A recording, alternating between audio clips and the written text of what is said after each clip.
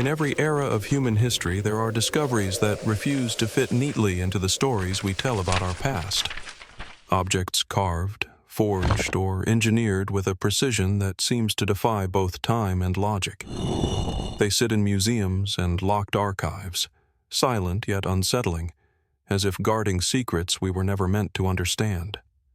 These are not legends or fantasies, but real artifacts unearthed from deserts, jungles, and forgotten ruins, each one raising more questions than answers. How did ancient hands craft mechanisms centuries ahead of their age? Why do certain symbols appear across civilizations that never met? And what purpose did these enigmatic objects truly serve? As we explore these discoveries, we step into a realm where history blurs into mystery, and where every clue opens a deeper, more perplexing puzzle. So, settle in, keep an open mind, and let's venture together into the world of ancient artifacts that continue to challenge everything we think we know. In the heart of ancient Mesopotamia, where shifting sands have covered and uncovered civilizations for thousands of years, lies a small, unassuming object that continues to puzzle historians and archaeologists alike. It is a single piece of polished rock crystal, oval in shape, smooth to the touch, and only a few centimeters long. To the untrained eye, it may appear ordinary. Yet this artifact, discovered in 1850 among the ruins of Nimrud, carries a mystery far larger than its size. Today, it is known as the Nimrud lens, or more evocatively, the Baghdad lens. Unearthed by the British archaeologist Austen Henry Layard, the lens was found in the palace complex of the Neo-Assyrian king Ashurnasirpal II, a place once filled with carved reliefs, towering Lamassu statues, and the machinery of an empire. Amid such grandeur, the presence of a precisely shaped crystal lens feels oddly intimate, almost personal, as though it once belonged to a craftsman, a scholar, or perhaps someone whose role we still do not fully understand. Most scholars describe the Nimrud lens as a simple magnifier. Its curvature, though imperfect, can enlarge small details when held at the correct angle. In a culture known for meticulous stone carving and cuneiform inscription, such a tool would have been undeniably practical. It could have helped artisans perfect minute details in ivory panels, seals, or jewelry. It could have aided scribes in reading and shaping intricate symbols. In this sense, the lens fits comfortably into the rhythms of ancient life. But then comes the complication. The lens doesn't function particularly well as a magnifying glass. Its polishing is uneven. Its focal point is awkward. It magnifies, but not with the clarity one would expect from an object designed specifically for that purpose. So the question remains, if not a magnifier, then what was it? Some researchers suggest it might have been part of a decorative item, a piece of inlaid art, or perhaps a symbolic object whose true meaning we no longer recognize.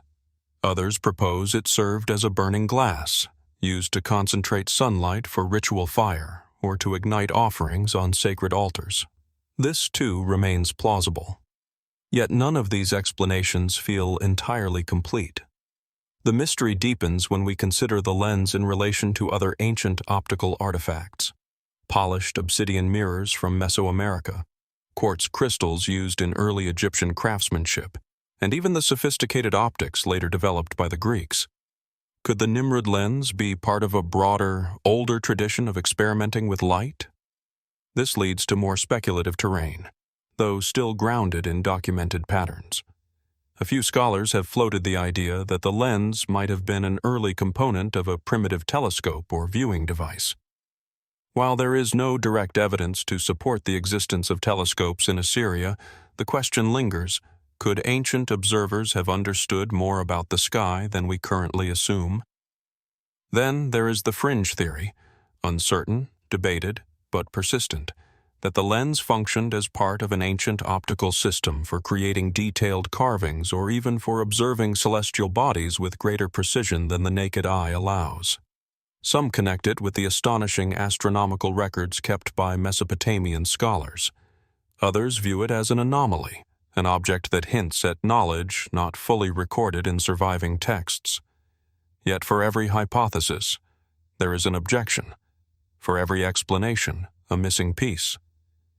And so the Baghdad lens continues to sit quietly in the British Museum, protected by glass, illuminated by soft museum light, a curious artifact from an empire long gone, a puzzle resisting final interpretation. What was its true purpose? A simple tool? A ritual instrument?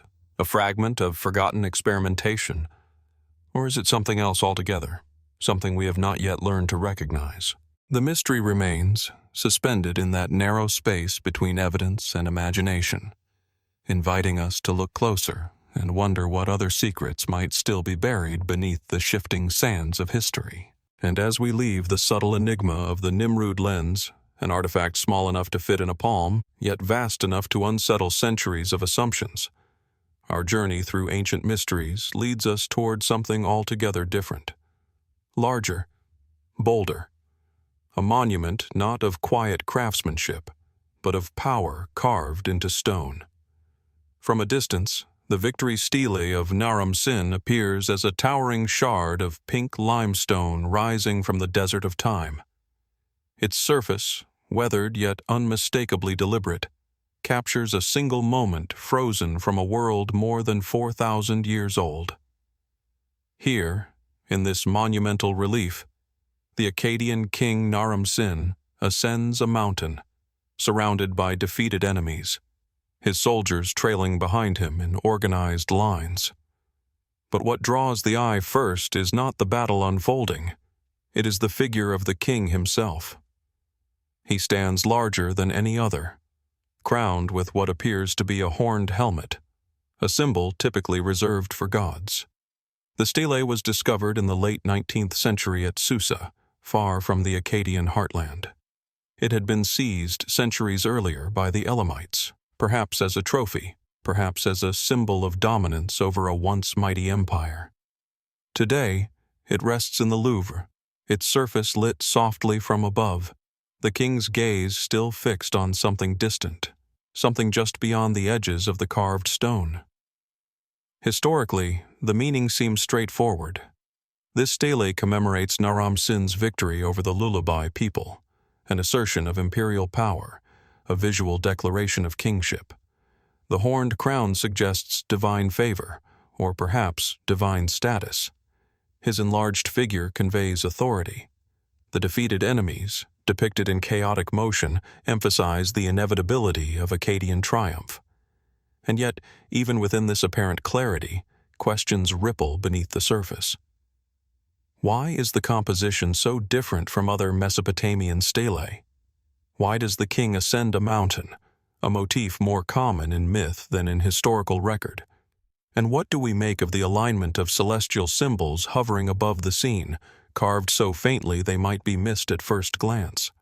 Scholars often interpret the mountain as a literal location or a metaphor for conquest, but some suggest it may represent a sacred ascent, an approach toward the realm of the divine. The Akkadians, like many ancient cultures, intertwined political rule with cosmic order. Victory was not only a battlefield achievement, it was a sign of alignment with higher forces. Could the stele, then, be more than a historical record? Could it be a ritual object, a declaration that the king crossed some symbolic threshold? A few researchers have questioned the unusual artistic style, the diagonal slope, the exaggerated hierarchy of figures, the solitary prominence of the king, all feel almost narrative, almost mythic. Unlike traditional Mesopotamian inscriptions with their ordered registers, this stele breaks the format, choosing fluidity over structure. Was this an artistic innovation or a deliberate shift to convey something beyond mere earthly victory? Then there are fringe interpretations, carefully debated, cautiously considered, that propose the stele may encode astronomical knowledge. Some point to the star-like shapes in the upper corner, suggesting they may represent specific celestial bodies or events. Others wonder whether the scene captures not just triumph, but transformation, a king stepping into a role that blurs the boundaries between human and divine. Of course, each theory has gaps. None settles the puzzle entirely. And so the Naram-Sin Stele continues to hold its quiet tension, a piece of stone that feels at once historical and otherworldly, grounded in documented events yet shaped by symbols that reach into realms we may only partially understand. What was the king truly ascending? A mountain of victory? A claim to divinity? Or perhaps something more abstract? Something we no longer have the language to decipher?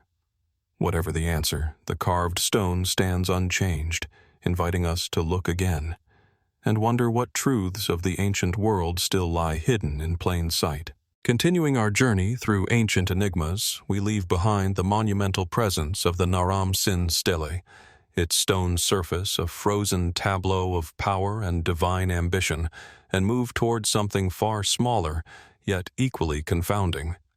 An object so ordinary in appearance that it might easily be overlooked, a simple iron pot. Yet this unassuming vessel, known as the Dorchester Pot, carries with it a mystery that has puzzled historians, metallurgists, and enthusiasts for more than a century. The story begins in 1851 in Dorchester, Massachusetts. Construction workers were digging a foundation for a new building when their picks struck a layer of bluish clay, uncovering a curious artifact encased deep within a deposit of marl. There, embedded in solid rock estimated to be over 100 million years old, lay the iron pot. Its surface was corroded, its shape rough, yet unmistakably manufactured by human hands. To anyone examining it, the object was clearly a vessel, with a distinct base and rounded sides, a pot that had somehow survived unimaginable pressure and time. The geological context of the find immediately ignited controversy. How could a man-made iron pot exist in rock formations dated to the Cretaceous period, a time long before humans are believed to have existed?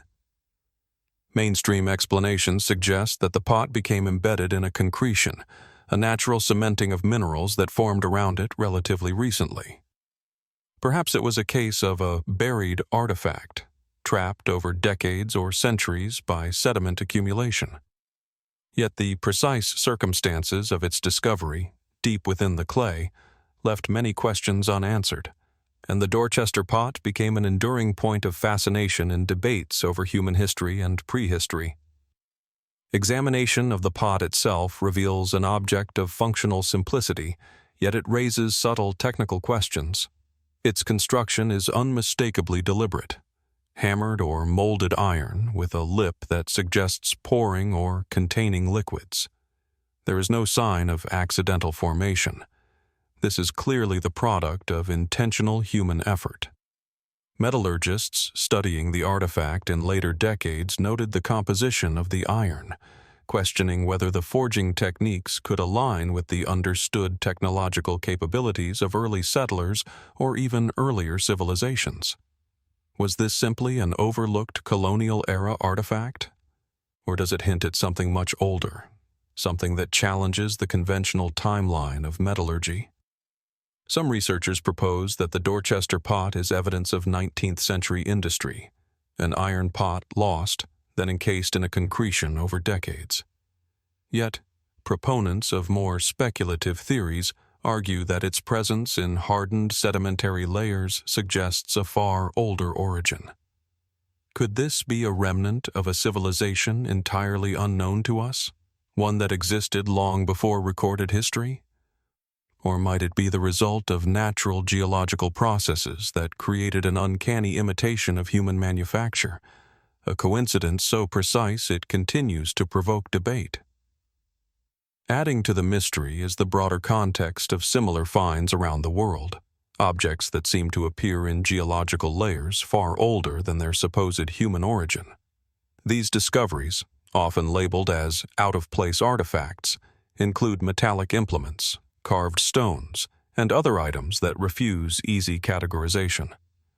The Dorchester Pot sits at the heart of this conversation, a tangible object that prompts difficult questions.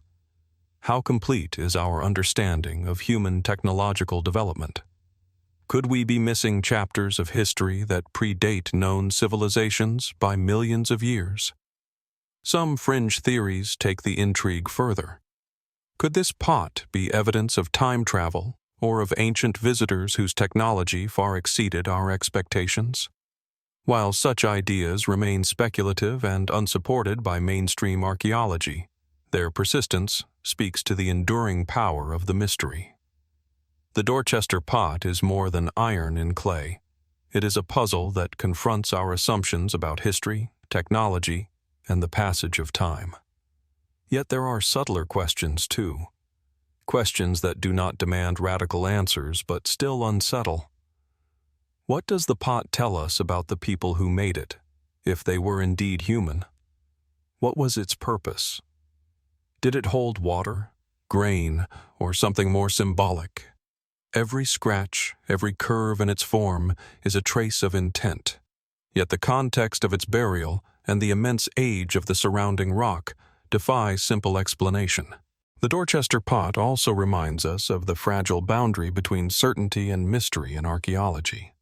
Artifacts are usually judged by the layers in which they are found, by the culture they seem to represent, and by the technology they reveal. But what happens when an object refuses to fit the expected framework, when it appears in a place, or a time, that challenges everything we thought we knew? The Dorchester Pot does not shout its answers. It whispers them, inviting careful observation, patient thought, and an openness to the unknown. In the end, the Dorchester Pot remains an artifact suspended between eras, a relic that defies simple classification. It is a reminder that the past may be far more complex, far stranger, than the neat timelines and textbooks suggest. Perhaps it is a coincidence, a curious quirk of geology. Or perhaps it is evidence of histories we have yet to uncover, technologies we have yet to understand, or civilizations whose stories were lost to time. As we examine the iron surface, worn and oxidized yet undeniably human in design, we are left with the same question that has haunted those who first unearthed it. What other truths about our world and its past lie hidden, waiting to be discovered in plain sight?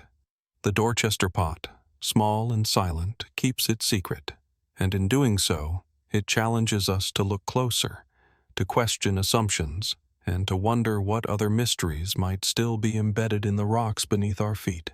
Picking up where we left off with the Dorchester Pot, a seemingly ordinary object whose presence in ancient rock formations challenges everything we think we know about human history. We move westward across the vast expanse of North America to a quiet town in Idaho. Here, in the summer of 1889, a discovery was made that would spark fascination, debate, and enduring mystery: the Nampa Figurine. The figurine is small, barely over an inch tall, crafted from a reddish-brown clay. Its form is deceptively simple, a humanoid figure, roughly shaped, with a bulbous head and delicate, tapering limbs.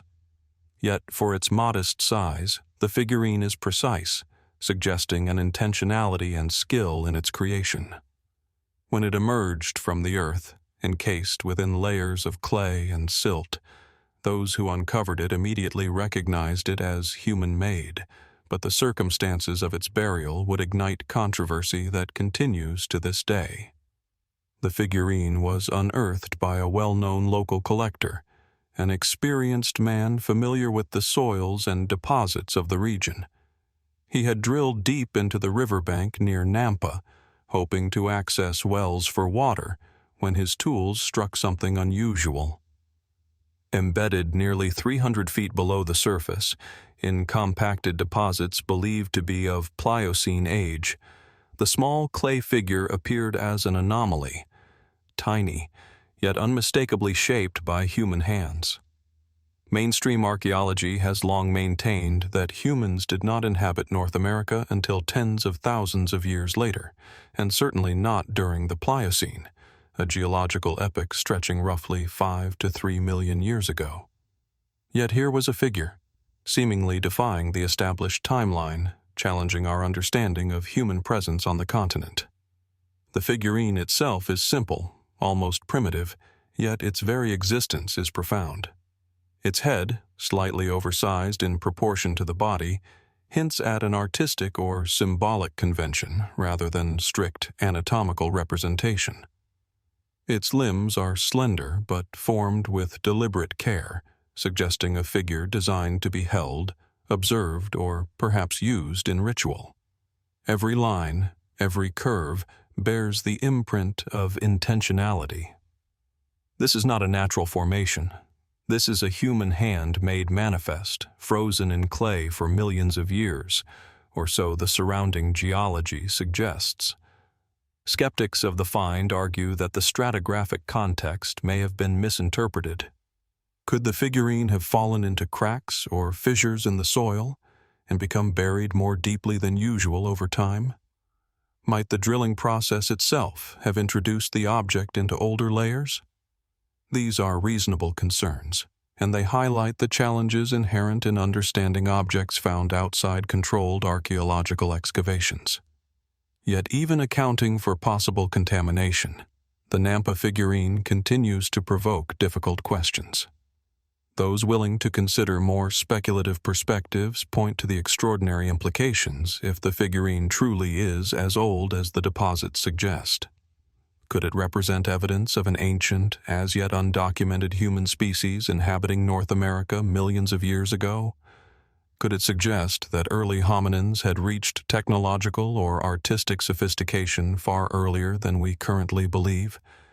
These questions sit uneasily alongside conventional timelines, yet the figurine demands we ask them. Further intrigue arises from its material. The clay appears fired, or at least hardened, in a way that hints at knowledge of early ceramic processes. In a time when metallurgy and ceramics are thought to have been entirely absent in the Americas, how could such a technique exist? Was it accidental, a result of environmental heat, or intentional, suggesting a deeper understanding of materials than expected? The Nampa figurine also evokes parallels with other so-called out-of-place artifacts discovered worldwide, objects that appear in geological contexts predating known human technology. From the Dorchester Pot to ancient stone carvings embedded in unexpected strata, a pattern emerges that encourages reflection. The more we uncover, the less certain we become about the neat timelines of human development.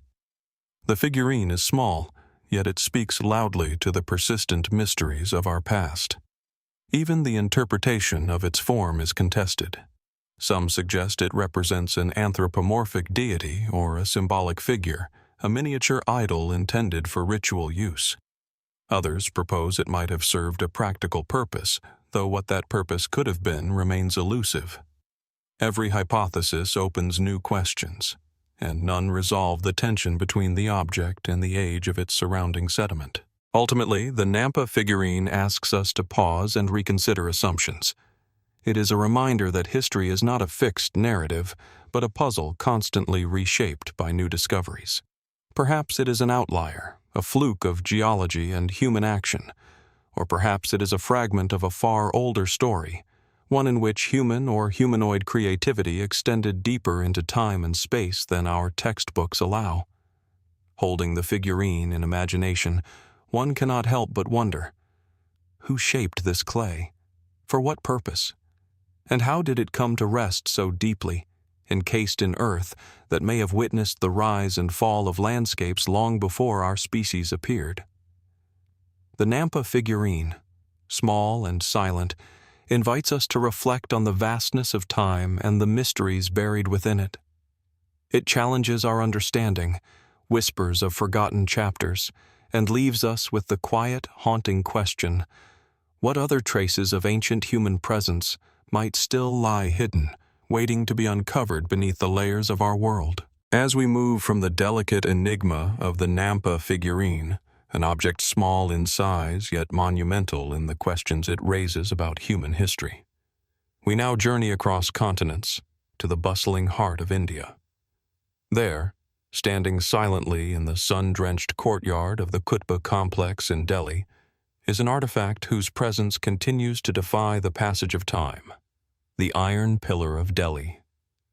Rising nearly 7 meters tall, with a diameter of more than 40 centimeters, the pillar commands attention not through ornamentation, but through sheer, quiet impossibility. Its surface, darkened with age yet remarkably smooth, bears inscriptions in ancient Sanskrit, commemorating a king named Chandragupta II of the Gupta dynasty, who ruled during the 4th century CE.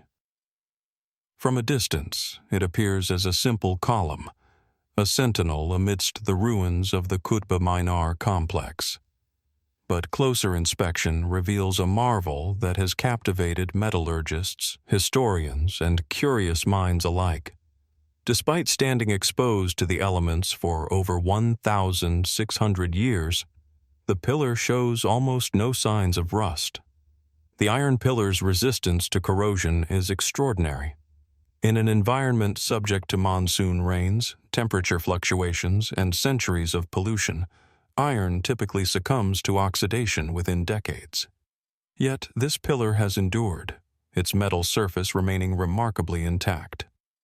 Scientists who have studied it extensively point to a combination of high-purity iron, slow cooling methods, and the presence of a protective passive layer of compounds on the surface. The explanation, though compelling, raises further questions. How did ancient metallurgists achieve such perfection without modern tools, smelters, or chemical knowledge? Its construction alone is impressive. The pillar is forged from iron of such exceptional quality that the joints are nearly invisible. Experts suggest it could have been made from 16 separate pieces, carefully welded together in a process requiring precise control of temperature and timing. Considering that Gupta-era India lacked industrial furnaces, what methods allowed for such mastery? How did artisans achieve such uniformity in metal of this scale? Some historians emphasize the inscriptions carved along the pillar, which commemorate Chandragupta II and celebrate the king's victories. The Sanskrit text praises the ruler's devotion, his power, and his accomplishments, situating the pillar as a symbol of both political authority and spiritual significance. But why was iron chosen, rather than stone or bronze, for a monument intended to endure? The choice suggests an understanding of material not only for its structural strength, but for its longevity and symbolic permanence. Beyond the metallurgical marvel, the pillar presents mysteries that reach into the realm of speculation. Some scholars have suggested that its extraordinary corrosion resistance may hint at knowledge of chemical processes long lost to history, an understanding of iron's interaction with the environment, honed through trial, error, and observation. Others have proposed that the pillar might have served purposes beyond commemoration, as a religious symbol, an astronomical marker, or even a demonstration of technological dominance intended to awe those who beheld it. Fringe theories, approached cautiously, suggest even more intriguing possibilities. Could the pillar have been part of an ancient knowledge system in which metallurgy, spirituality, and science were intertwined in ways we no longer fully comprehend? Some point to its precise verticality and the careful selection of its location, hinting at alignments or energies we cannot measure, but which were meaningful to those who erected it. Others speculate that the pillar's enduring resistance to decay might not be purely material, but the result of a deliberate, almost alchemical process, knowledge lost over centuries. It is also worth noting the pillar's subtle interactions with the environment. Scientists have observed that the iron, in combination with the local atmosphere, forms a protective passive layer of misoite, a compound that slowly regenerates when damaged. While the chemical explanation is well documented, the fact that artisans of the Gupta era could consistently produce iron capable of such a reaction is remarkable, even astounding. It suggests a level of skill, observation, and experimentation that continues to challenge assumptions about ancient technology. Even the pillar's very placement evokes questions.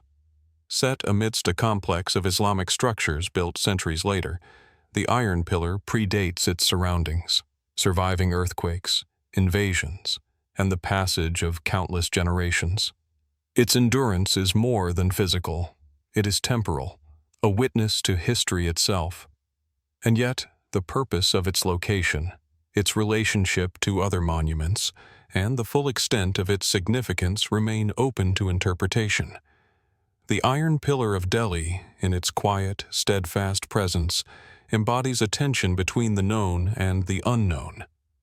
It is simultaneously a historical record, a technological achievement, and a puzzle that continues to baffle modern science. Standing before it, one cannot help but ponder the hands that forged it, the knowledge required to craft it, and the intentions behind its creation. Was it simply a monument to a king's glory, a testament to the metallurgical skill of ancient India? Or could it have held deeper, now obscured meanings, spiritual, scientific, or symbolic, designed to endure far beyond the lifetimes of those who created it? As the sun casts long shadows across its iron surface, the pillar remains silent, yet profoundly expressive.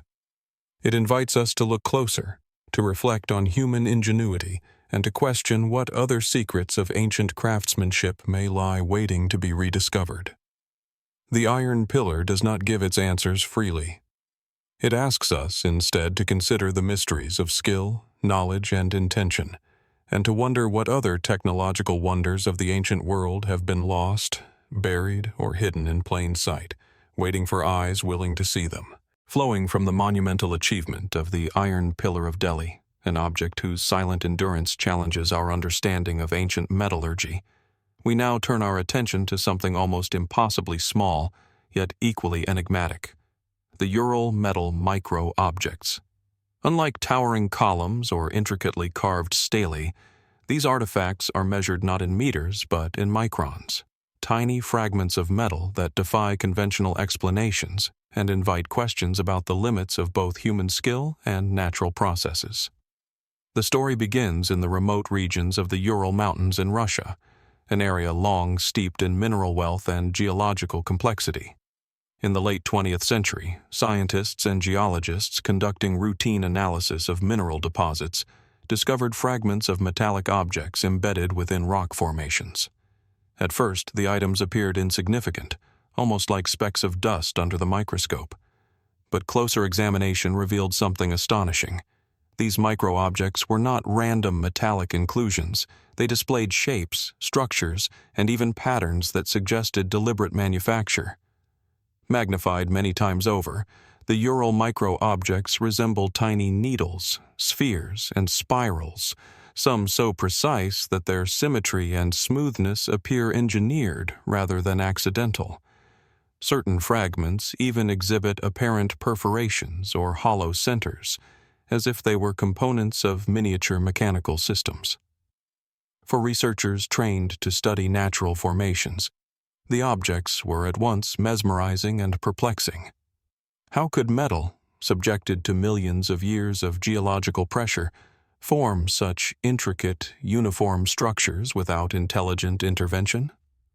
Mainstream explanations suggest that some of the micro-objects might be natural metallic crystals or the result of unusual geological processes, such as the cooling of molten metals or the crystallization of iron-nickel alloys. Indeed, the Ural region is rich in rare minerals, and high-pressure metamorphic conditions could plausibly create metallic shapes that mimic certain artificial characteristics. Yet the sheer precision of some structures stretches the boundaries of plausibility. Spheres with nearly perfect diameters, spirals that seem mathematically precise, and hollow tubular forms hint at a level of design rarely attributed to purely natural processes. Some metallurgists propose that these micro-objects could represent the remnants of ancient technological experiments, perhaps microscopic components of tools, jewelry, or machinery lost to history.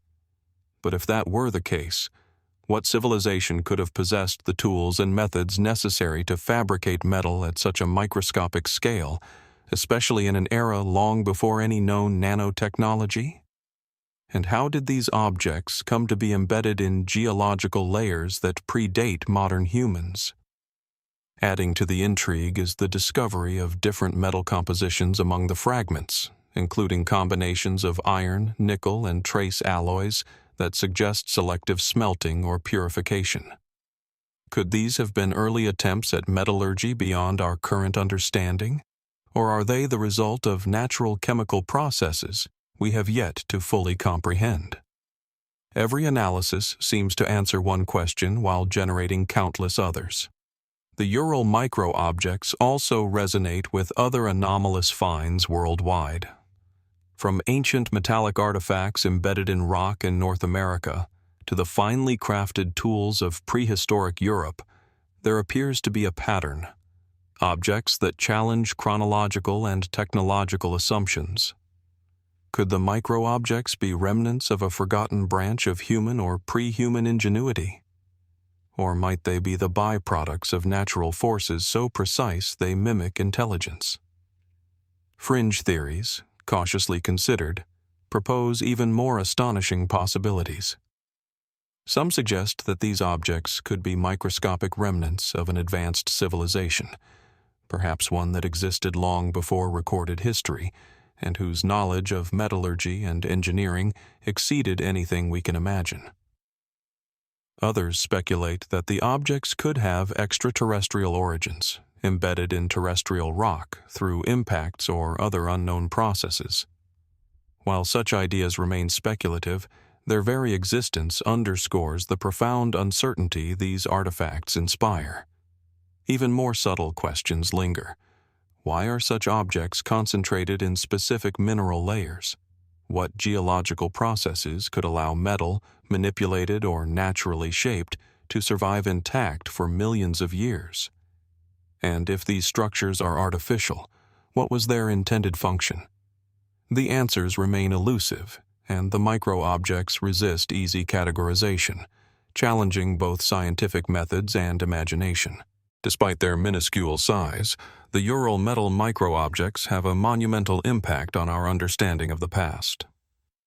They remind us that mystery does not always arrive in grand, monumental form.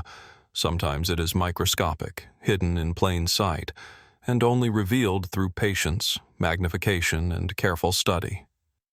They blur the line between natural formation and intelligent design, between the conceivable and the improbable. As we peer into microscopes and analyze chemical compositions, one cannot help but reflect on the broader implications. If intelligence, whether human, pre-human, or otherwise, once engaged with the world at this scale, what other traces might remain, waiting to be uncovered?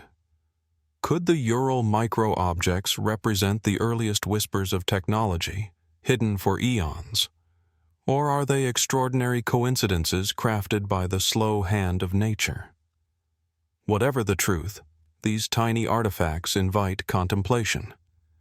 They ask us to slow down, to observe, and to acknowledge that the universe, and our history within it, may be far stranger than we realize. The Ural metal micro-objects do not speak loudly, but their quiet, enigmatic presence challenges us to look closer, to question assumptions, and to wonder what other secrets of the ancient world may be lying hidden, imperceptible to the naked eye, yet waiting for discovery. Flowing from the microscopic mysteries of the Ural metal fragments, objects so small they challenge our very perception of craftsmanship, we now turn to something monumental, haunting, and yet intimately human. A mask of gold, unearthed in the sun-baked hills of Greece, whose features have captivated scholars, historians, and curious observers for more than a century. This is the Mask of Agamemnon. The discovery took place in 1876 at the ancient site of Mycenae, nestled in the Peloponnesian hills, where Heinrich Schliemann, the pioneering archaeologist, was conducting excavations inspired by Homer's epics. Among the rich grave circles, in a shaft tomb known as Grave Circle A, Schliemann uncovered a series of funerary masks, thin sheets of beaten gold, molded carefully to resemble human faces. One mask, larger and more elaborate than the others, immediately drew attention. Its features, high cheekbones, a well-defined nose, and a solemn expression, convey a sense of both authority and vulnerability. Schliemann, eager to link his finds to Homeric legend, famously declared it the death mask of Agamemnon, the king who led the Greeks to Troy. The mask's craftsmanship is extraordinary. Beaten from a single sheet of gold less than a millimeter thick, it bears the contours of a human face with subtle, almost lifelike detail. The eyes, though hollow, appear to gaze into the distance. The mouth, slightly parted, suggests a quiet, eternal breath. It is both a work of art and a memorial, a bridge between the living and the dead. The precision of its creation has led some experts to marvel at the skill of Mycenaean goldsmiths, whose techniques remain difficult to replicate even with modern tools. Yet the mask of Agamemnon is not merely an artifact of artistry. It is an enigma wrapped in historical uncertainty. Radiocarbon dating and stratigraphic analysis indicate that the tombs in Grave Circle A predate the traditional timeline of the Trojan War by several centuries. This discrepancy raises immediate questions. Was the mask truly Agamemnon's, or did Schliemann project legend onto the past, seeking to bridge myth and archaeology? If not Agamemnon, whose face does this mask preserve? Further intrigue comes from the context of its discovery. The mask was found in a shaft grave, alongside other gold masks and grave goods, suggesting a highly stratified society with complex burial rituals. Scholars debate the significance of these objects. Were they symbolic representations of power and status, intended to immortalize rulers, or did they serve a more ritualistic purpose, perhaps as protective devices for the deceased's journey into the afterlife? And why, in some masks, do the features appear idealized, while in others, there is a striking realism that captures individual expression?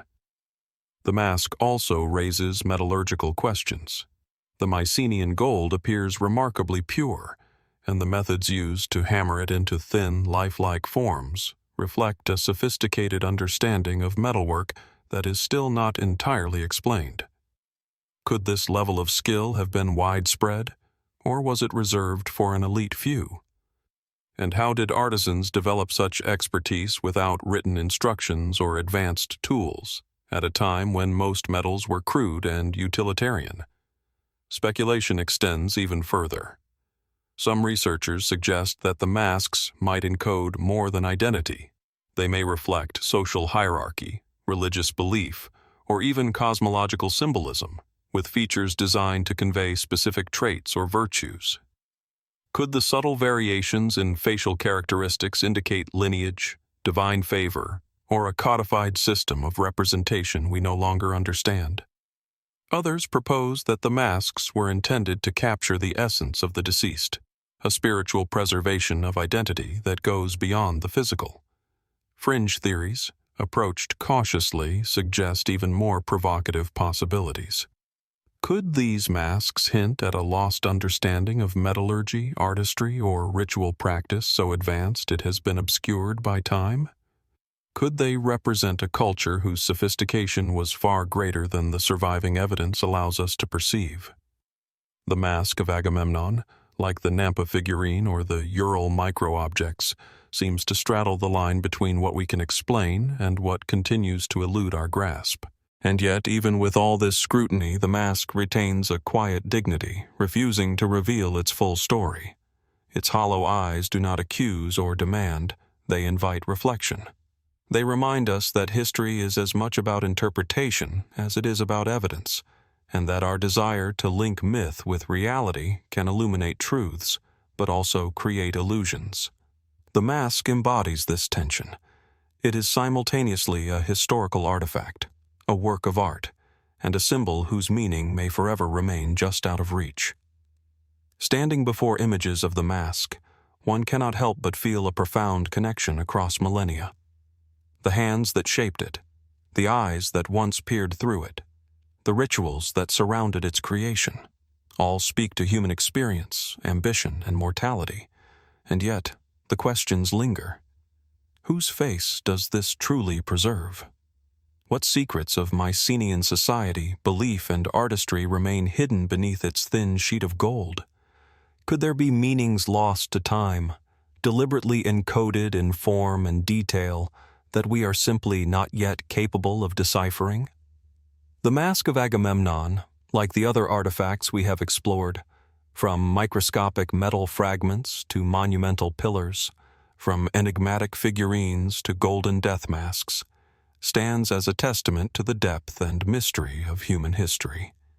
It invites us to look closer, think deeper, and remain ever curious about the worlds that existed long before our own. And in its silent gaze, we are reminded that for every artifact uncovered, there are countless others still waiting, quietly challenging us to rethink what we know, and to wonder what truths have yet to be revealed. Continuing our journey from the sunlit hills of Mycenae and the haunting gaze of the Mask of Agamemnon, we now turn our attention across the Atlantic to the forests and river valleys of what is now New Jersey. Here, among the rich soil and hidden deposits of the Lenape homeland, a small, unassuming artifact emerged, an object that would spark debate and curiosity for over a century: the Lenape Stone. The Lenape Stone is modest in size, roughly 10 centimeters long and 7 centimeters wide, a flat slab of slate with a smooth, weathered surface. Yet its simplicity belies the intrigue it inspires. Etched into the stone is a scene that appears to depict humans, animals, and what some interpret as a prehistoric creature strikingly reminiscent of a woolly mammoth, complete with a long trunk and curved tusks. To the untrained eye, it may seem like a crude illustration, but to those who examine it closely, the precision of the engraving suggests deliberate artistry. Every line is intentional, every form distinct, as if someone sought not merely to depict, but to record. The stone was reportedly unearthed in 1872 near Cliffwood, New Jersey, by workers digging in gravel deposits along a creek. Immediately, it drew attention for the apparent historical implications. If the engraving does indeed represent a woolly mammoth, it would suggest that humans in North America coexisted with these now extinct creatures, an idea that challenges traditional timelines of settlement and extinction. Paleontologists estimate that mammoths disappeared from the eastern United States roughly 10,000 years ago, while mainstream scholarship places widespread human settlement in the region later, raising a puzzle that has yet to be fully resolved. Mainstream explanations suggest several possibilities. Perhaps the image represents a stylized or symbolic creature, rather than a literal depiction. Could it have been inspired by oral traditions passed down over generations, memories of encounters with the giant animals preserved in myth? Or might the scene reflect a misinterpretation by modern observers, reading into the engraving what they hope to see? A mammoth where the Lenape artist intended something less dramatic, perhaps a bison or a mythical hybrid. Yet even when approached conservatively, the Lenape stone is compelling. The figures on the slab are unmistakably anthropomorphic and animalistic, suggesting a narrative scene, a story frozen in stone. The central human figures appear to interact with the larger creature, wielding what might be weapons or tools. Could this depict hunting, ritual, or mythological storytelling? The possibility that it captures direct observation of now extinct fauna is tantalizing, if controversial, and continues to fuel fascination. Adding to the intrigue is the broader context of similar artifacts in North America. Throughout the 19th century, other engraved stones and carvings were discovered, some bearing depictions of animals presumed extinct, or scenes interpreted as reflecting advanced prehistoric knowledge.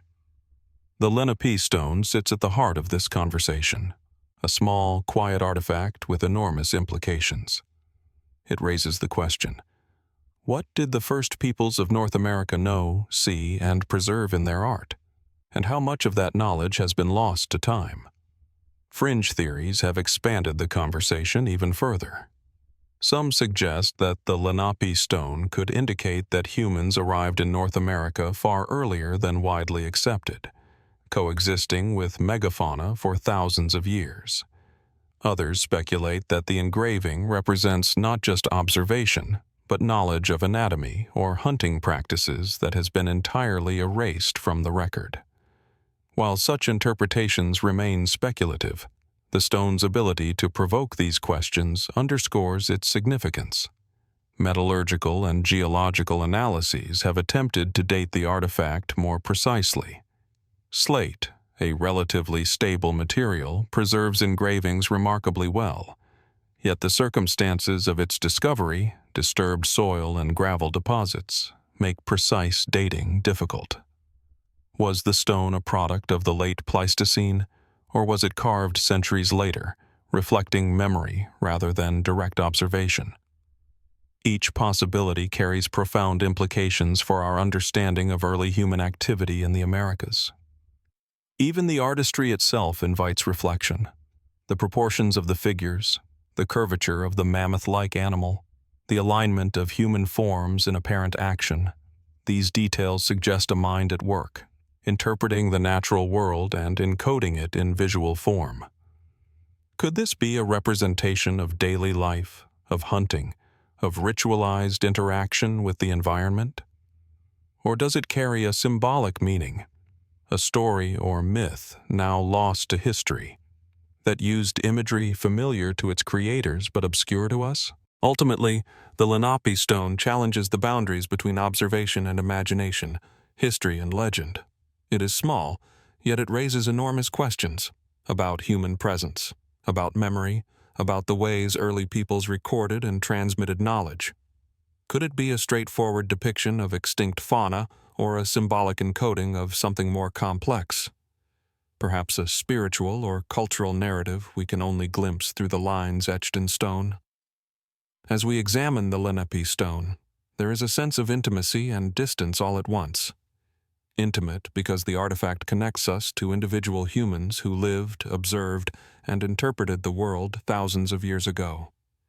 Distant because it sits at the edge of what we can verify, entwined with uncertainties about timelines, extinction, and the passage of millennia.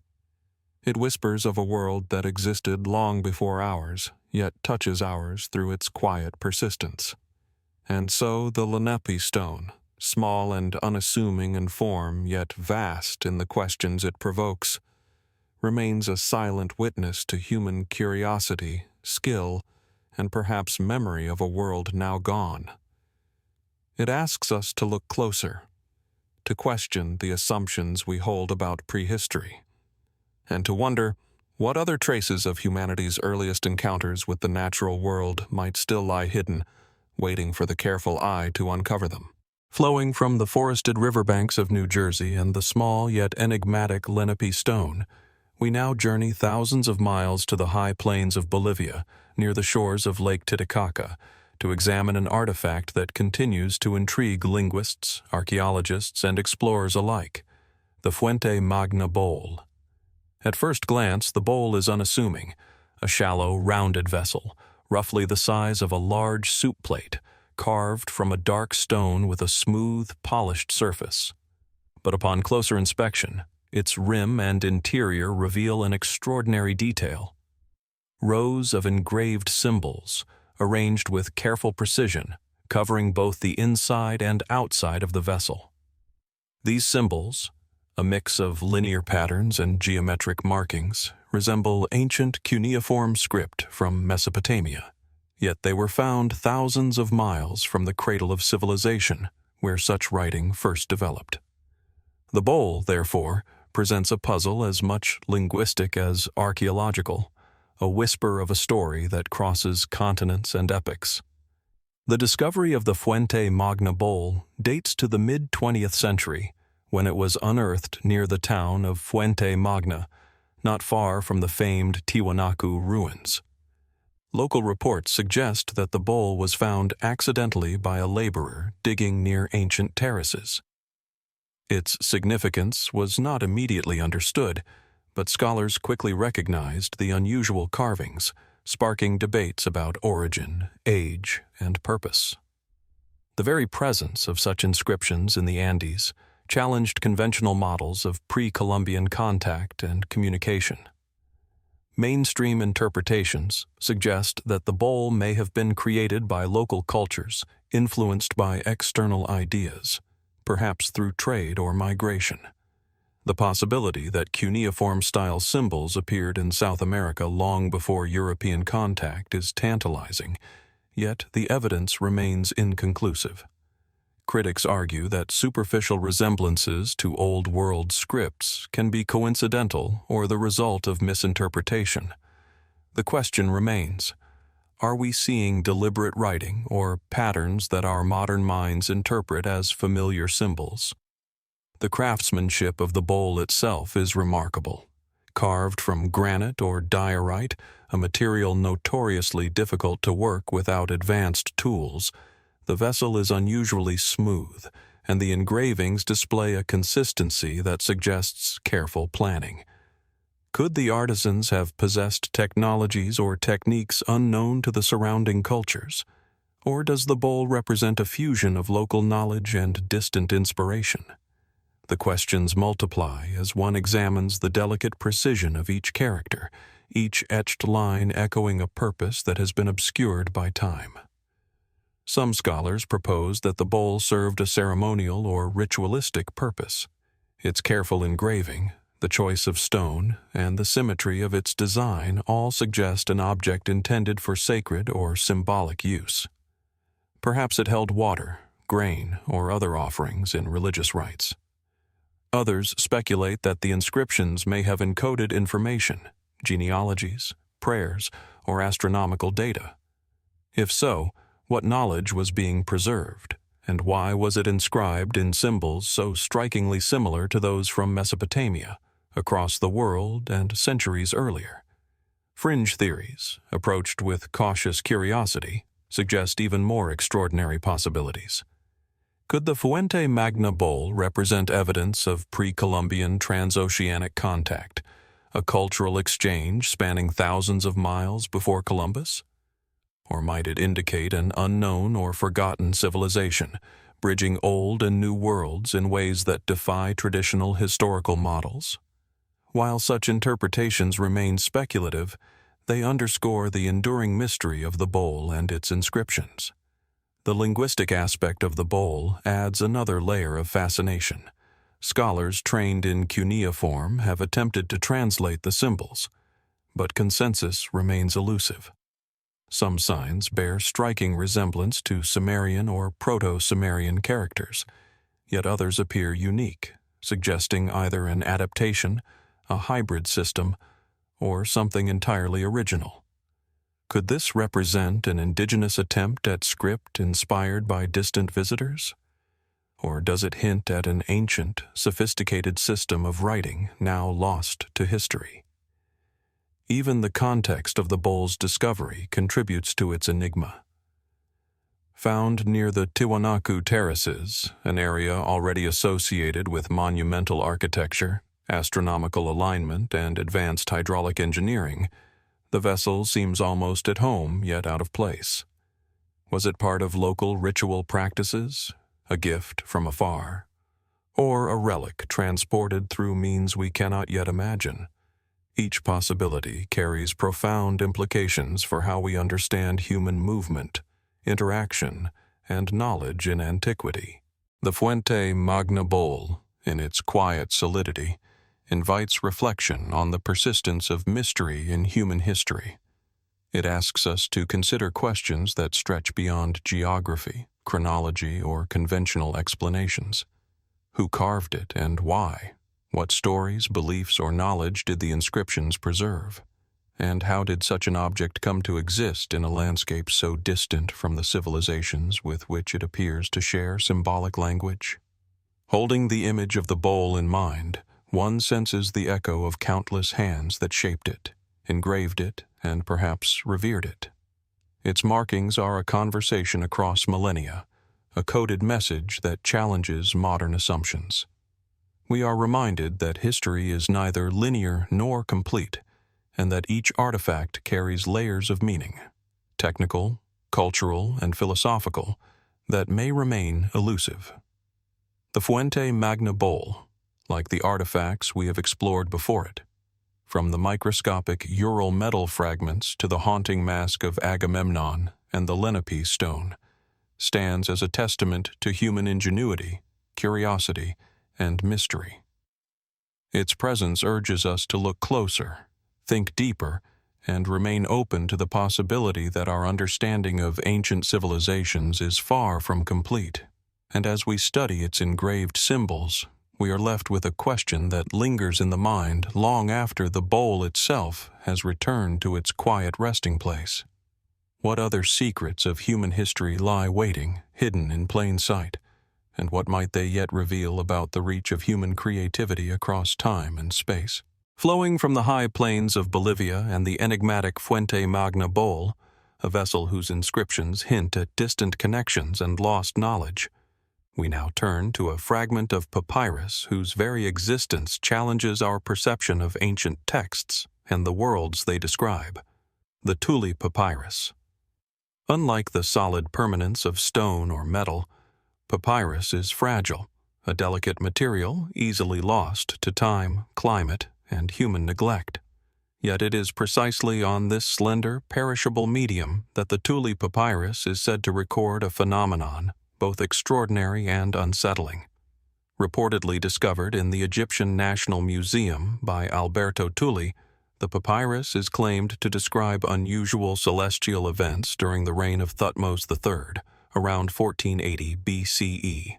The text, or translations thereof, allegedly recounts the sighting of fiery disks or circles of fire in the sky, luminous objects that moved in patterns unlike any known natural phenomena. Descriptions suggest a spectacle that captured the attention of Egyptian priests and scribes. The hieroglyphs, interpreted from copies, indicate that the sky was filled with these glowing objects, brighter than the sun, moving in formations that caused fear and awe. The narrative emphasizes the priests' efforts to interpret these occurrences, to communicate their significance, and to offer ritual responses to calm both the gods and the people. It is a text of observation, ritual, and response, an intersection of the natural and the supernatural, documented by those who believed they were witnessing the will of higher powers. Skeptics have questioned both the papyrus's existence and authenticity. No original has been publicly verified, and much of what is known comes from the notes and transcripts of Tulli, whose records have been lost. Critics argue that the document may be a modern fabrication, a misinterpretation, or even an exaggeration of ordinary astronomical events. Others suggest that unusual celestial phenomena, comets, meteors, or rare atmospheric events, might account for the descriptions without invoking anything extraordinary. Yet even these explanations leave questions unresolved, for the descriptions, if accurately conveyed, suggest objects moving with intelligence or intent rather than following natural trajectories. Mainstream Egyptologists tend to regard the text cautiously, noting that Egyptian records frequently used symbolic or mythological language to describe natural events. Could these fiery disks be metaphorical, representing divine will or cosmic portents rather than literal flying objects? Or do they encode something more literal, overlooked due to the filtering lens of traditional scholarship? The ambiguity of translation, combined with the fragmentary nature of the sources, leaves the papyrus suspended between possibility and conjecture. The Tulli Papyrus also connects with broader questions about ancient observation of the skies. Egypt, like many early civilizations, maintained meticulous records of celestial events. Eclipses, planetary alignments, comets, and unusual atmospheric phenomena were carefully documented. Yet the Tulli Papyrus differs in tone and detail. It emphasizes rapid movement, formation changes, and fiery brightness, characteristics that do not match ordinary celestial phenomena. Could this represent an extraordinary natural event now lost to history? Or might it hint at encounters beyond our conventional understanding of ancient observation? Speculative interpretations have attracted attention outside academia. Some suggest that the papyrus describes encounters with unidentified flying objects, presenting evidence of ancient observations of phenomena that defy known physics or technology. Others propose that the text may encode ritual or spiritual experiences misinterpreted by modern readers as physical sightings. These interpretations, while controversial, highlight the enduring fascination of the papyrus. It exists at the boundary of recorded history, observation, and mystery.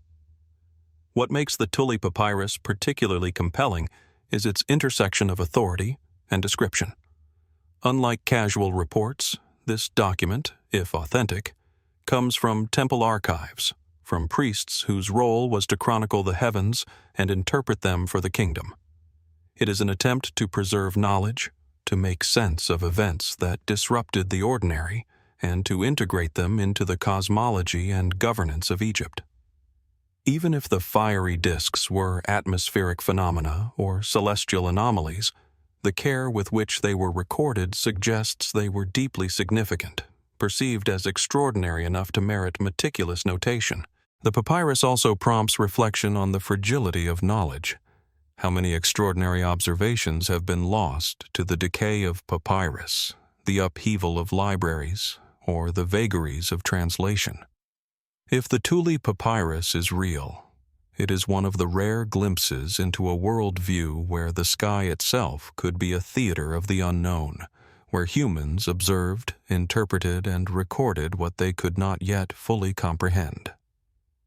Standing before the idea of the Tulli Papyrus, we are confronted with both its possibilities and its absences. It is a document at once anchored in history and floating in uncertainty, bridging the gap between conventional scholarship and the enduring human fascination with unexplained phenomena. It asks us to consider the ways ancient peoples interpreted what they observed, the rituals and records they created to understand events beyond their comprehension, and the delicate traces left behind for us to study centuries later. The Tulli Papyrus, though elusive and fragmentary, continues to challenge assumptions about the past. It invites us to wonder, did the Egyptians witness something extraordinary in the skies, something beyond ordinary astronomy? Or are we projecting modern questions onto symbolic records of divine intervention? And more broadly, what other observations, meticulously recorded and now lost, might have expanded our understanding of human interaction with the natural and possibly the extraordinary world? In its silent, fragile way, the Tulli Papyrus speaks across millennia. It reminds us that human history is not only a story of material culture and monumental achievement, but also of observation, curiosity, and the attempt to document mysteries that remain unresolved. It asks us to look carefully, to question assumptions, and to remain open to the possibility that the universe, and the ways humans have perceived it, contains more than we have yet dared to imagine. Flowing from the ethereal skies described in the Tulli Papyrus and the extraordinary observations it records, we now descend to a small artifact found in the forests of North America. A single coin whose quiet presence has sparked debate over centuries of human travel and contact. The Maine penny, also known as the Goddard coin. The Maine penny is diminutive, roughly the size of a modern American nickel, made of silver and stamped with unmistakable Norse markings.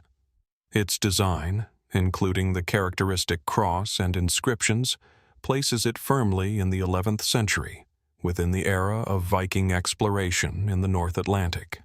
Yet the coin was discovered far from the established Norse settlements of Greenland and Newfoundland, deep in the interior of what is now Maine, embedded in the soil of a Native American archaeological site associated with the Maine Native American tribes. It was unearthed in 1957 by archaeologist Guy Melgren and later studied in detail by experts including Dr. Warren Goddard, who lent his name to the artifact. At first glance, the coin seems incongruous. How could a piece of Norse silver travel so far from the known Viking routes? The surrounding site, primarily composed of indigenous artifacts, showed no other European objects, raising questions about how the coin arrived there. Was it brought directly by Norse travelers, passed through trade networks spanning generations, or somehow introduced in more recent centuries? Each scenario carries profound implications for our understanding of pre-Columbian interaction between the Old World and the New. Mainstream scholarship leans toward the coin being a curiosity transported through trade, likely carried southward from Norse settlements in Newfoundland via networks of Native American exchange. This explanation accounts for its isolated presence while aligning with known historical patterns of material movement. Yet the lack of corroborating European artifacts in the area leaves the narrative incomplete, raising doubts about the coin's journey and prompting questions about the reach and sophistication of indigenous trade networks. The Maine penny itself is striking in its craftsmanship. Minted in Norway during the reign of King Olaf Kyrre, the silver is carefully struck, the markings crisp despite the centuries of circulation and eventual burial. The coin's survival, preserved within the soil, mirrors the resilience of other ancient artifacts we have explored: the Iron Pillar of Delhi, the Nampa Figurine, and the Dorchester Pot. All objects that resist the decay of time and hint at human ingenuity and connectivity. Its presence invites consideration not only of its physical journey, but also of the cultural and historical contexts that allowed it to reach a place far removed from its origin. Speculative interpretations have expanded the coin's intrigue. Some suggest that the Maine penny is evidence of direct Norse exploration into the northeastern interior of North America, far beyond the coastal settlements of Vinland recorded in sagas. Could Norse voyagers have penetrated river systems and forested landscapes, leaving traces so sparse that a single coin is all that remains? Others propose even more provocative ideas, that this artifact hints at lost voyages, forgotten interactions, or unrecorded exchanges between disparate cultures, possibilities that challenge conventional assumptions about pre-Columbian history. Critics, however, urge caution. The coin could have been introduced through much more recent means, perhaps during the 19th or early 20th centuries, when collecting and movement of artifacts were often unregulated. In this scenario, the Maine penny would still be fascinating, but its ability to illuminate ancient networks or Norse exploration would be diminished. Yet the consensus among many archaeologists is that the coin's discovery context, within an otherwise undisturbed indigenous site, suggests it was present long before modern interference, leaving the mystery unresolved. The Maine penny also invites reflection on the fluidity of history and the fragility of evidence. A single small object can open windows onto vast, interconnected stories that might otherwise remain hidden. It challenges the idea that history follows neat, linear paths and encourages us to consider how objects move, change hands, and acquire new significance across cultures and generations. The coin is both literal and symbolic, a tangible connection to human movement, curiosity, and the reach of distant societies. Even the coin's simplicity contributes to its enigmatic power.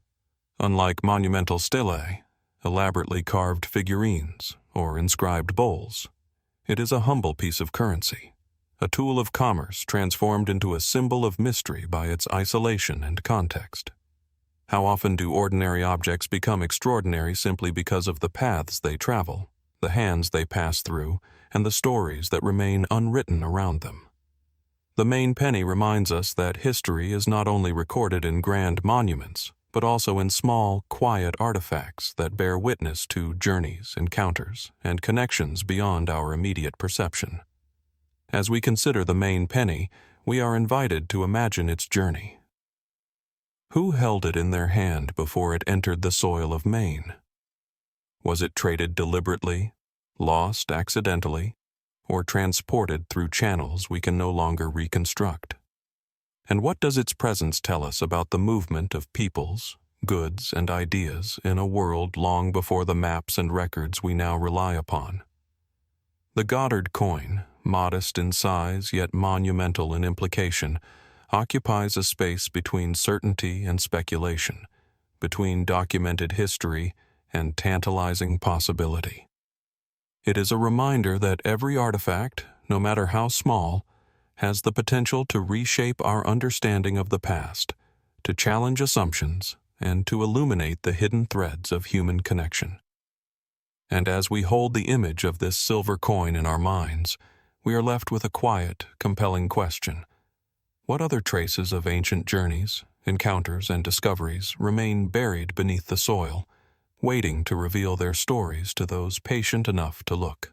Flowing from the intricate inscriptions of the copper scroll, a testament to human ingenuity and the desire to preserve knowledge, the journey of our exploration now returns to the cradle of civilization itself, Sumer, where the earliest urban societies first rose along the fertile banks of the Tigris and Euphrates. Here, in the heart of Mesopotamia, we encounter artifacts whose elegance and complexity continue to captivate scholars and collectors alike. The Sumerian cylinder seals. At first glance, these seals appear deceptively simple. Small cylinders carved from stone, ranging from a few centimeters to several inches in length. Yet every surface, every line, tells a story. When rolled across soft clay, these seals produce intricate impressions depicting gods, humans, animals, and scenes of ritual or daily life. The imagery is precise, almost photographic in its clarity, a miniature world captured on a cylinder no larger than a finger. Some depict what appear to be mythological narratives, others scenes of governance, trade, or religious ceremony. Their craftsmanship reveals a sophistication that belies their scale, and the diversity of materials, lapis lazuli, hematite, carnelian, speaks to extensive trade networks and skilled artisanship. The discovery of cylinder seals dates back to the late 19th and early 20th centuries, as archaeologists unearthed the ruins of Sumerian cities such as Ur, Uruk, and Lagash. They were often found in tombs, administrative archives, or private dwellings, sometimes buried with their owners as markers of status and identity. Each seal functioned as a personal signature, an authentication tool, and a record of authority, a concept both practical and profoundly symbolic.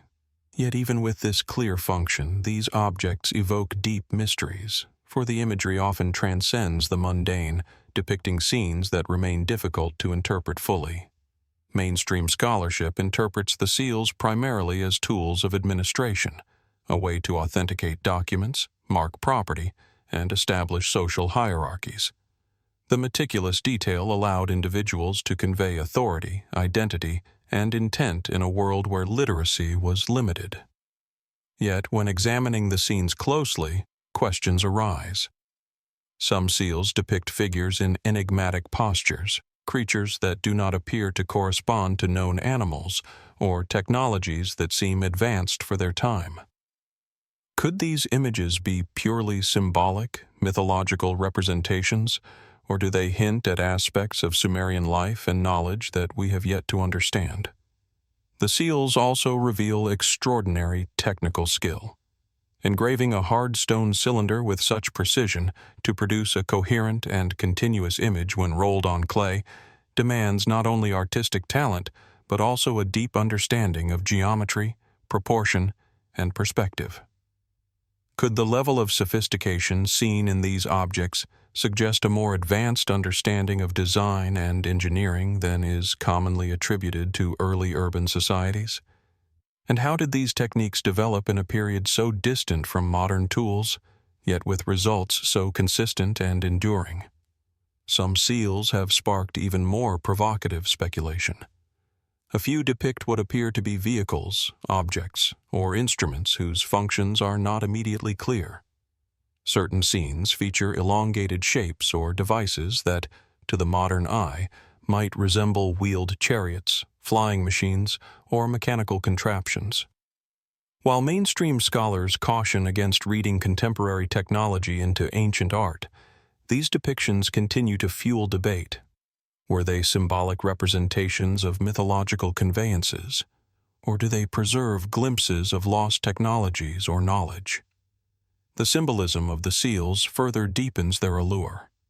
Many carry depictions of gods, hybrid creatures, or celestial events, suggesting that Sumerian culture placed a profound emphasis on the interplay between the human and divine, the earthly and cosmic.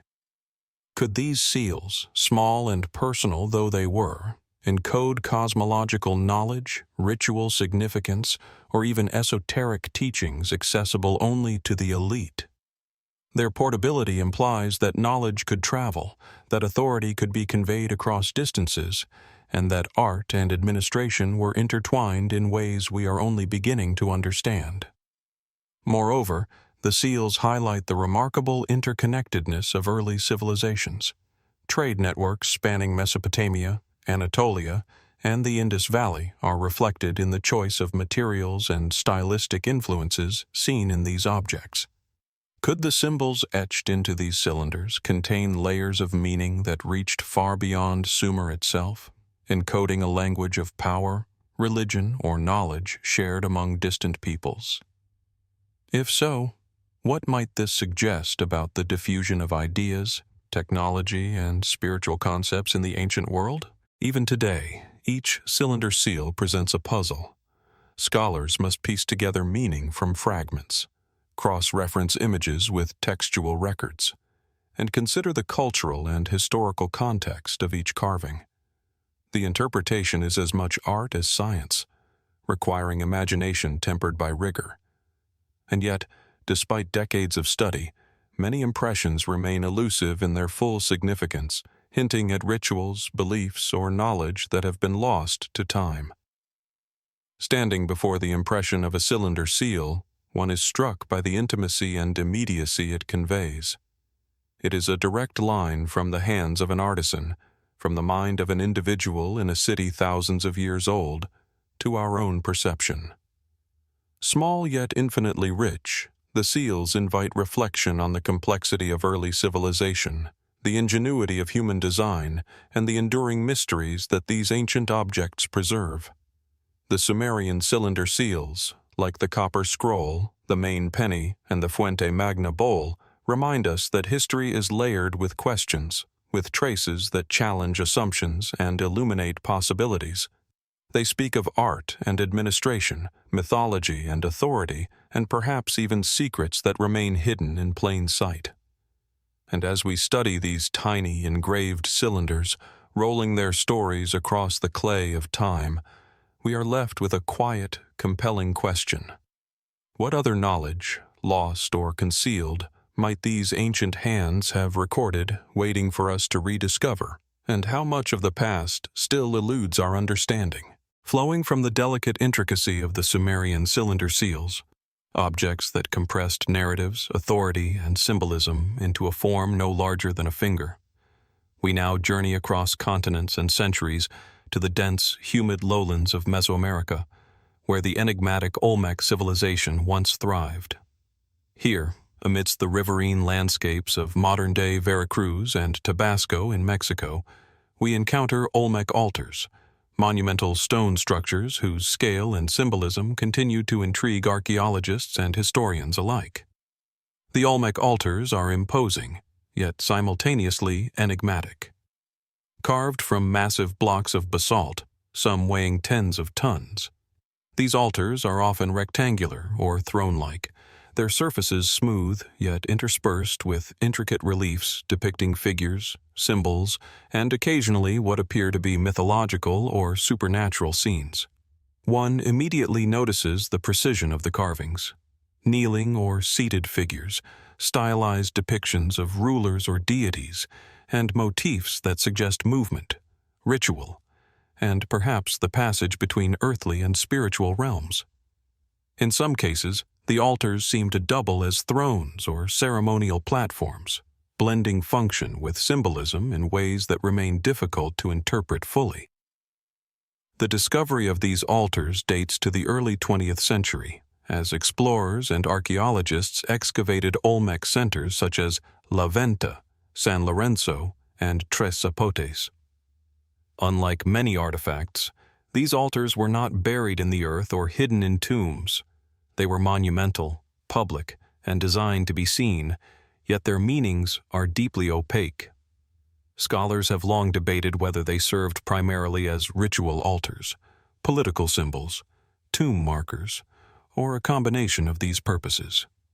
Each relief, each carefully carved line, seems to carry intentionality, yet the culture that produced them left no written records to fully illuminate their use.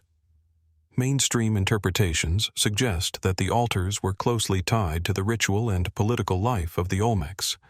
They may have represented rulers in the guise of deities, commemorated significant events, or served as focal points for religious ceremonies. The recurring presence of figures in kneeling or submissive postures has been interpreted as evidence of ritualized power, offerings, or ceremonial surrender. Yet questions remain. Some altars depict figures with unusual features, elongated heads, jaguar-like characteristics, or other hybrid forms that challenge conventional explanations. Are these simply symbolic representations of divine ancestry, or do they hint at a worldview or mythology we have yet to fully grasp? The technical mastery of the altars adds another layer to the mystery. The basalt used for many of these monuments was quarried from sites often located miles away, requiring immense effort to transport, shape, and position the stones. How the Olmecs managed this feat with the tools available to them remains a subject of fascination. The precision of the carvings, their alignment within ceremonial plazas, and their integration with surrounding structures all point to a society with sophisticated engineering, artistic vision, and ceremonial planning. Could this level of organization indicate a centralized authority capable of coordinating labor on a massive scale, or might it reflect a broader, shared cultural knowledge about construction and ritual? Speculative interpretations extend even further. Some researchers suggest that the altar's recurring motifs of jaguar-human hybrids, celestial symbols, and complex iconography could reflect shamanic practices, astronomical knowledge, or contact with lost technologies or civilizations. Others propose that the altars encode myths or cosmological stories now inaccessible to us, their carvings serving as visual scriptures for a culture without written language. While these ideas remain controversial, the very existence of such detailed, deliberate artistry invites questions about the intellectual and spiritual life of the Olmecs, whose civilization predates many other advanced societies in the Americas. One particularly compelling aspect of the altars is their connection to colossal heads, another iconic feature of Olmec culture. The juxtaposition of massive heads and throne-like altars within ceremonial centers suggests a narrative of power, ancestry, and ritual that is only partially visible. Were the altars intended as seats for rulers embodying divine authority? Did they serve as stages for ritual performances, or as memorials commemorating mythic or historical events? Each interpretation offers insight, yet none fully resolves the enigma of these monuments. The altars also challenge our assumptions about early civilization. Unlike portable artifacts or inscriptions, they are immovable, designed to interact with the landscape, the sky, and the human body. Their scale implies not just utility, but intentional dominance over space and perception, a deliberate shaping of experience that communicates both authority and mystery. Could the altars themselves be considered a form of language, a visual codex whose meaning we are only beginning to decode? As we contemplate the Olmec altars, we are reminded that human creativity and ritual practice can produce works that transcend time. They connect us to a society whose worldview, beliefs, and intentions remain partly veiled, preserved only in stone. Standing before them, or even imagining their presence in ceremonial plazas, one feels the weight of history and the persistence of human curiosity, the desire to understand, interpret, and preserve meaning across generations. The Olmec Altars, like the Sumerian cylinder seals, the copper scroll, and the Maine penny, straddle the line between tangible artifact and enduring mystery. They testify to human ingenuity, the drive to communicate across centuries, and the layers of meaning that can survive even without written records. And as we study their carvings, trace the figures etched in basalt, and imagine the rituals that unfolded around them, we are left with a quiet, compelling question. What stories, knowledge, and beliefs of the Olmecs remain hidden, etched into stone yet still beyond our full understanding, waiting for patience, insight, and imagination to uncover? Flowing from the monumental altars of the Olmecs, carved from basalt and imbued with ritual and authority, we now shift our gaze northward to the rugged plains of New Mexico, where an enigmatic inscription has puzzled scholars, explorers, and linguists for decades. The Los Lunas Decalogue Stone. Nestled at the base of Hidden Mountain, partially obscured by soil and vegetation, the stone is striking not for its size, roughly the dimensions of a large wall panel, but for the deep, carefully incised characters etched across its surface. The text appears to be a version of the Ten Commandments, written in ancient Hebrew script, and is rendered with remarkable clarity, as if the artisan intended it to endure for millennia. Its smooth, dark surface bears the subtle traces of weathering, suggesting considerable age, yet the origin, timing, and purpose of the engraving remain deeply uncertain. The discovery of the stone is shrouded in mystery. Local accounts suggest it was first noted in the 1930s, though some anecdotal reports claim sightings as early as the late 19th century. Scholars, amateurs, and explorers have debated its authenticity ever since. Unlike other inscriptions or petroglyphs common to the region, this text is linguistically distinct, employing characters and orthography consistent with Paleo-Hebrew, a script used in the Near East more than 2 millennia ago. This raises immediate, profound questions. How could a Semitic inscription appear in the American Southwest, centuries before documented transoceanic contact? Mainstream explanations tend to view the Los Lunas stone cautiously. Some suggest it may be a modern forgery, created in the 19th or early 20th century by someone familiar with ancient scripts. Others propose it is a misinterpretation of naturally occurring scratches or local inscriptions, perhaps conflated with Hebrew characters by eager observers. Yet proponents of the stone's authenticity point to the unusual orthography and the precision of the characters, which would be difficult to replicate without substantial knowledge of ancient scripts, a level of expertise rare outside academic or religious circles at the time of its discovery. The text itself is captivating in its composition. Each line is meticulously aligned, with the depth of the carving suggesting both intention and skill. The commandment sequence is recognizable to scholars familiar with biblical texts, yet subtle differences in phrasing and character style hint at either a variant tradition or an extraordinary cultural transmission. Could these inscriptions reflect a direct encounter between ancient peoples, a lost voyage across the Atlantic, or the transmission of ideas through unknown networks? Or are we witnessing an artifact of local imagination, shaped by fascination with biblical history? Speculative interpretations abound, each more provocative than the last. Some propose that the stone is evidence of pre-Columbian Semitic exploration of the Americas, suggesting that travelers from the Old World crossed the ocean long before Columbus or the Vikings. Others hypothesize that the inscription might have been carved by later European settlers or religious enthusiasts attempting to leave their mark in an isolated landscape.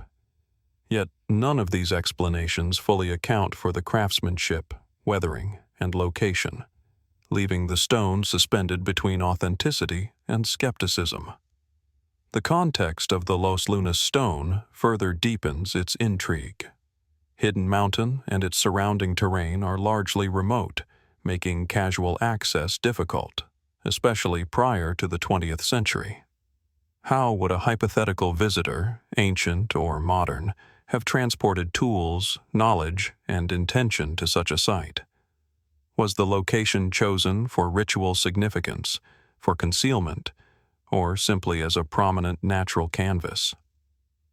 Its placement against the natural backdrop suggests deliberation, a desire to merge text with landscape in a way that is both monumental and elusive.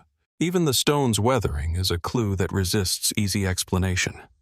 Erosion patterns, lichen growth, and other natural processes suggest considerable age, yet the absence of comprehensive archaeological context complicates any attempt at precise dating. Could it be centuries old or merely decades? And how does the passage of time intersect with human perception, memory, and myth-making, allowing a single artifact to accrue layers of mystery that no definitive method can entirely resolve? The Los Lunas Decalogue. Stone resonates beyond its physical presence because it embodies a broader human impulse, the desire to record moral, spiritual, or historical knowledge in a permanent form. Like the Olmec Altars, the Sumerian cylinder seals, or the copper scroll, it represents a bridging of human intellect, craftsmanship, and enduring curiosity. It challenges assumptions about where knowledge can travel, who can create it, and how meaning can persist in the absence of context. Standing before the stone in imagination, one senses the hands that carved it, the minds that conceived it, and the landscapes through which those individuals must have passed. It is a relic that demands contemplation, inviting observers to consider timelines, migrations, and the transmission of culture in ways both plausible and extraordinary. And while skepticism is necessary, so too is wonder, an acknowledgement that some artifacts resist tidy categorization, hovering between history, myth, and enduring question. The Los Lunas Decalogue stone, quietly etched into the sandstone of Hidden Mountain, reminds us that human curiosity and ingenuity are boundless, and that artifacts can speak across centuries in whispers as compelling as the loudest monuments. It stands as a testament to the mysteries of human movement, cultural exchange, and the persistence of ideas, some recorded, some lost, all waiting to be interpreted. And as we trace the engraved lines with our eyes and imagination, we are left with a lingering, compelling question. Who carved this text? Why? And what other secrets of the ancient world might lie hidden in plain sight, waiting for patient discovery? Nestled in the heart of New Hampshire, Lake Winnipesaukee stretches across more than 70 square miles, its waters shimmering with an almost otherworldly serenity under the afternoon sun. The lake is framed by rolling hills, dense forests, and quiet towns, each holding fragments of history long whispered among locals but largely unknown beyond the region. For most, the lake is a place of summer retreats and boating excursions, a calm and familiar landscape. Yet, beneath its placid surface and along its rocky shorelines, a mystery has quietly persisted for over a century, a mystery encapsulated in a single, unassuming artifact, the Lake Winnipesaukee Mystery Stone. The stone itself is modest in appearance, roughly the size of a fist, its surface worn smooth by time and weather. Its muted gray surface is marred with deep grooves and etched markings that, at first glance, appear almost deliberate. But deliberate by whom, or by what, is a question that has haunted both historians and amateur investigators. Discovered in the early 1870s by workers dredging the lake for construction materials, the stone was quickly set aside, catalogued among local curiosities, yet never fully explained. Examined closely, the engravings reveal an intriguing complexity. Some patterns resemble spirals, others geometric shapes reminiscent of rudimentary maps or symbols. A series of parallel lines cut across one side, intersecting at precise angles, as though someone, or something, had taken meticulous care to mark the stone. In an era before industrial tools were commonplace in the region, the precision of these markings has fueled speculation ever since. Were they the handiwork of a prehistoric people whose presence in New England is only partially understood? Or could they represent something far more enigmatic, lost to time and memory? Mainstream archaeology has suggested that the stone might be a form of Native American artifact, possibly a ceremonial object or a counting tool. The Abenaki people, who inhabited the region for centuries, crafted objects from stone and bone, often embedding symbolic meaning into their work. Certain features on the Winnipesaukee stone bear resemblance to known patterns in indigenous carvings, yet experts caution against drawing definitive conclusions. Unlike other artifacts whose origins can be traced through context, this stone was removed from its natural environment before a careful excavation could take place. Its provenance is, in many ways, lost, a fragment of history whose story is frustratingly incomplete. Yet the stone's mystery deepens when one considers the geological context. Winnipesaukee is a glacial lake, formed thousands of years ago as ice sheets retreated and carved out the valley. Many geologists have noted that while the stone itself is composed of a local granite, some of its markings bear no natural explanation. The grooves are too regular, the angles too precise, to have been the product of glacial movement or erosion alone. Could it be then that this object represents an intersection of natural processes and human or non-human intervention? Stories surrounding the stone grew in the decades following its discovery. Local newspapers from the late 19th century mention visitors coming from Boston and even New York to glimpse the enigmatic object. Some accounts describe a strange sensation, a heaviness in the air when the stone was held, as though it carried a presence beyond its physical form. While such anecdotes are anecdotal and lack scientific rigor, they have become part of the lore, a subtle reminder that artifacts often carry more than just physical evidence. They carry the weight of human imagination and the mysteries we project onto them. In more recent years, the Lake Winnipesaukee Mystery Stone has attracted the attention of independent researchers and fringe historians. Some propose that the engravings could be a form of ancient cartography, perhaps a map of the lake itself or a broader network of waterways known to pre-Columbian travelers. Others suggest more speculative ideas.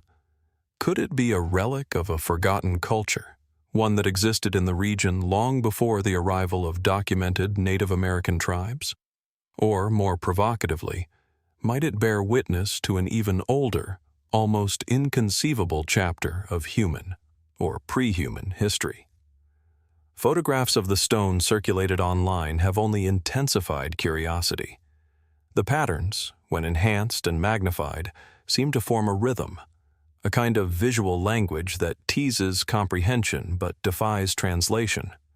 Some enthusiasts have attempted to align the grooves with astronomical markers or lunar cycles, noting that certain lines seem to correspond with solstices or the position of the sun at specific times of the year. Whether these alignments are intentional or coincidental remains an open question, yet they invite the imagination to wander across centuries, to envision hands carving symbols in rhythm with the cosmos. Scientific analyses have offered few answers. Modern techniques, including 3D scanning and microscopic examination, confirm that the markings are not recent. They predate the 19th century by an undetermined span. The wear on the stone is consistent with long-term exposure to water and wind, yet the precision of the engravings resists a simple explanation. Unlike fossils or pottery shards that can be carbon-dated or stratigraphically traced, the Winnipesaukee stone exists in a temporal limbo, a singular object whose context has been disrupted, leaving only questions. What makes the stone particularly compelling is the absence of corroborating artifacts. Unlike other sites where collections of tools, pottery, and remains allow archaeologists to reconstruct daily life, the Winnipesaukee stone stands alone. It is as if someone or something left a single message, a solitary signature in stone, and then vanished. The human mind, wired for patterns and meaning, cannot help but wonder, what story was meant to be told? Was this an offering, a warning, a record, or something else entirely?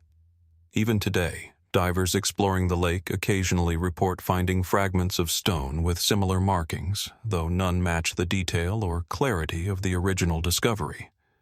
Some speculate that the lake itself might conceal a hidden cache of artifacts, buried under centuries of silt and sediment waiting to be uncovered. Could the Winnipesaukee stone be the first clue? A solitary witness to a broader, unseen history lying beneath the surface? For those who study it, the stone's allure lies not in answers, but in questions. It challenges conventional timelines, nudges at the edges of accepted history, and quietly asserts that human, or perhaps non-human, creativity is older and stranger than we often allow ourselves to imagine.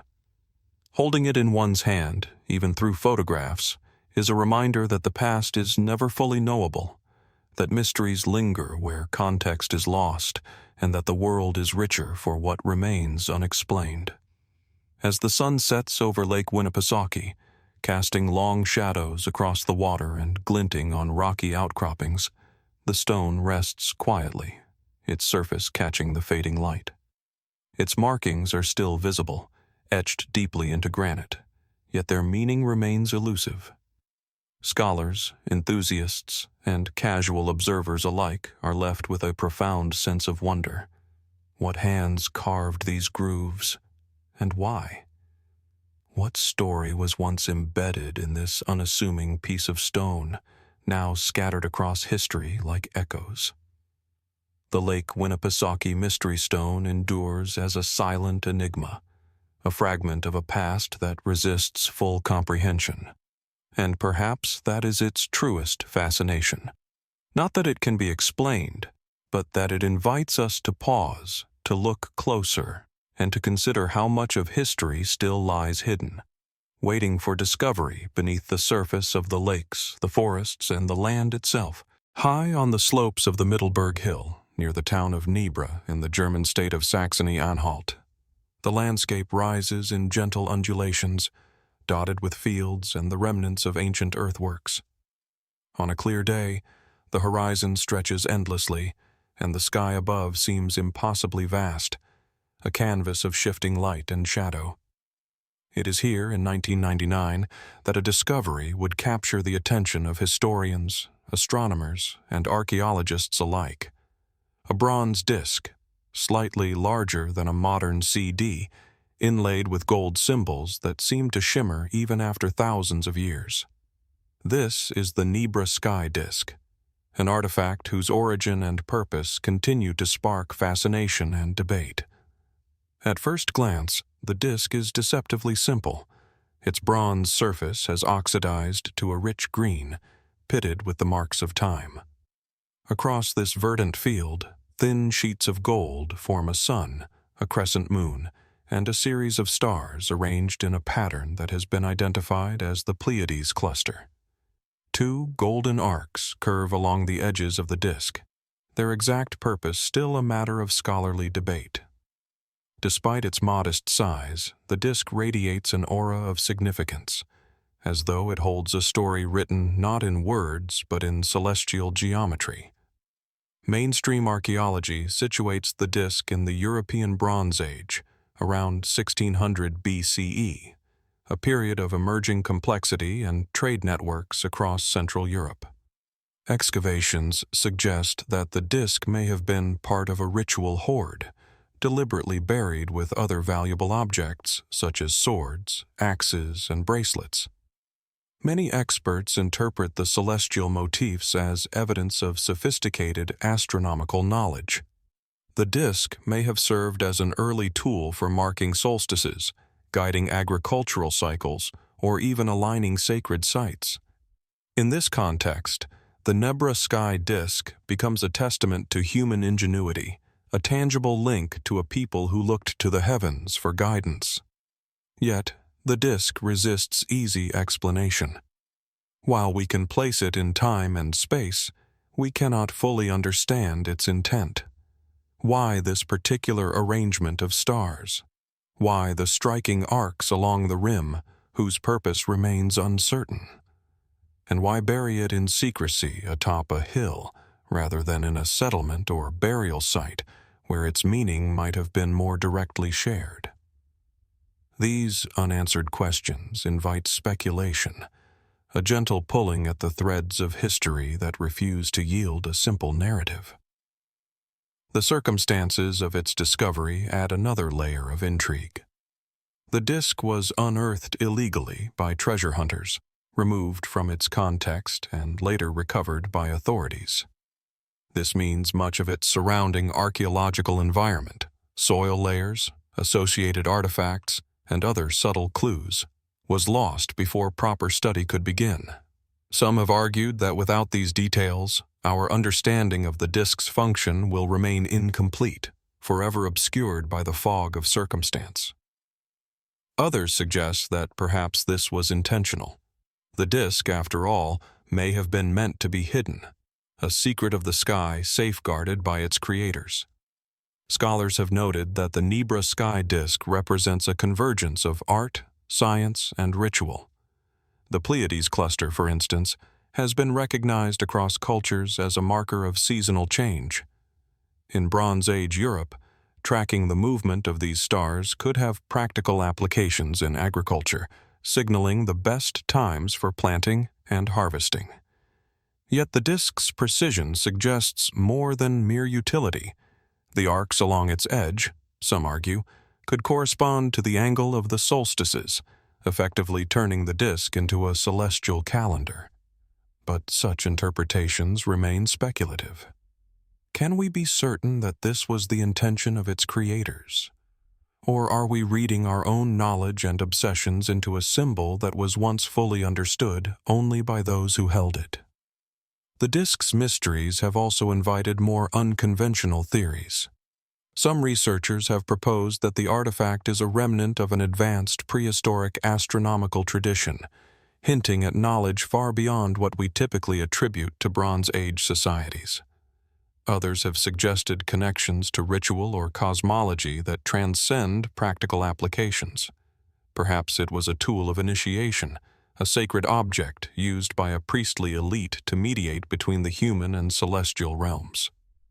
While these ideas venture into speculation, they highlight the disk's capacity to inspire wonder and curiosity, reminding us that history is not always neatly categorized or fully understood.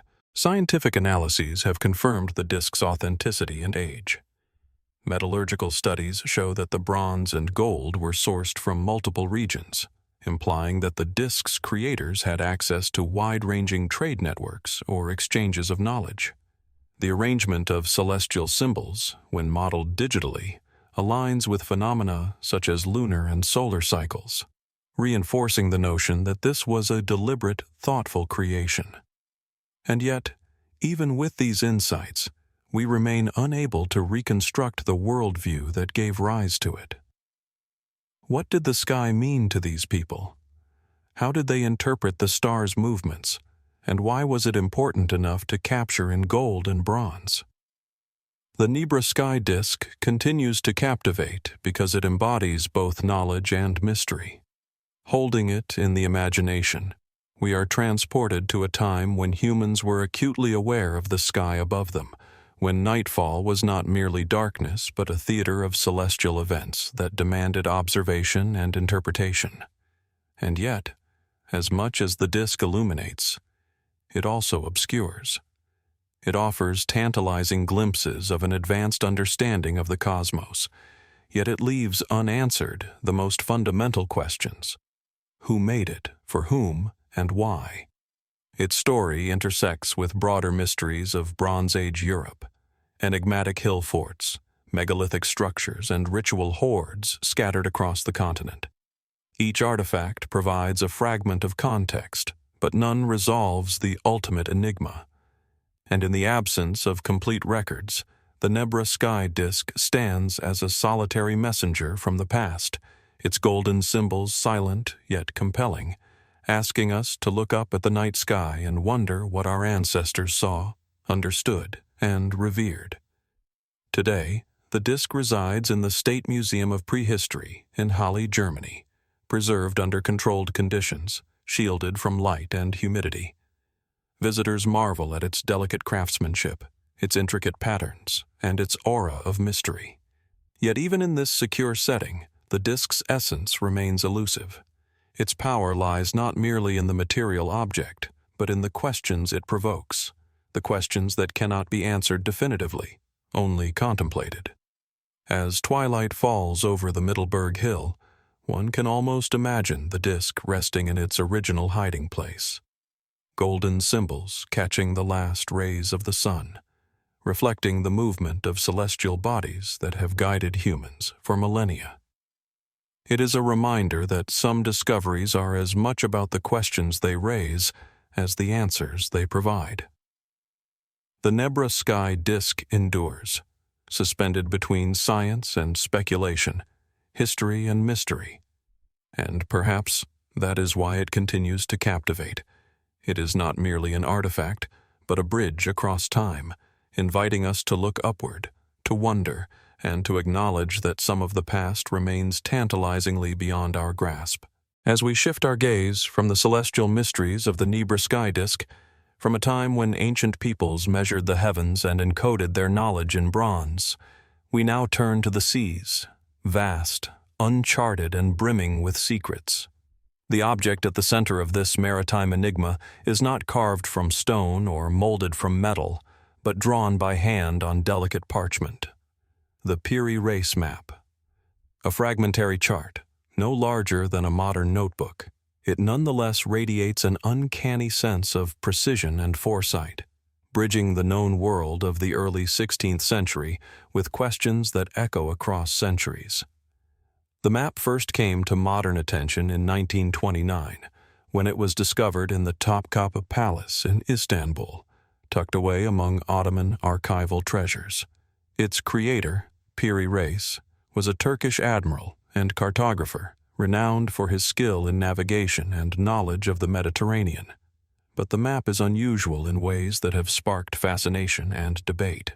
It depicts the western coasts of Europe and North Africa with remarkable accuracy for its time, but more strikingly, it also shows the coast of South America, and what some scholars suggest may even be Antarctica, rendered in astonishing detail, centuries before the continent's official discovery. The map itself is fragmentary, only about 1/3 survives. Yet what remains captures the imagination. Coastlines curve with unexpected precision, rivers and mountain ranges are indicated, and islands are carefully labeled. Notes written in Ottoman Turkish alongside the drawing reference the sources used. Piri Reis mentions earlier maps, including some that he claims were more than a century old.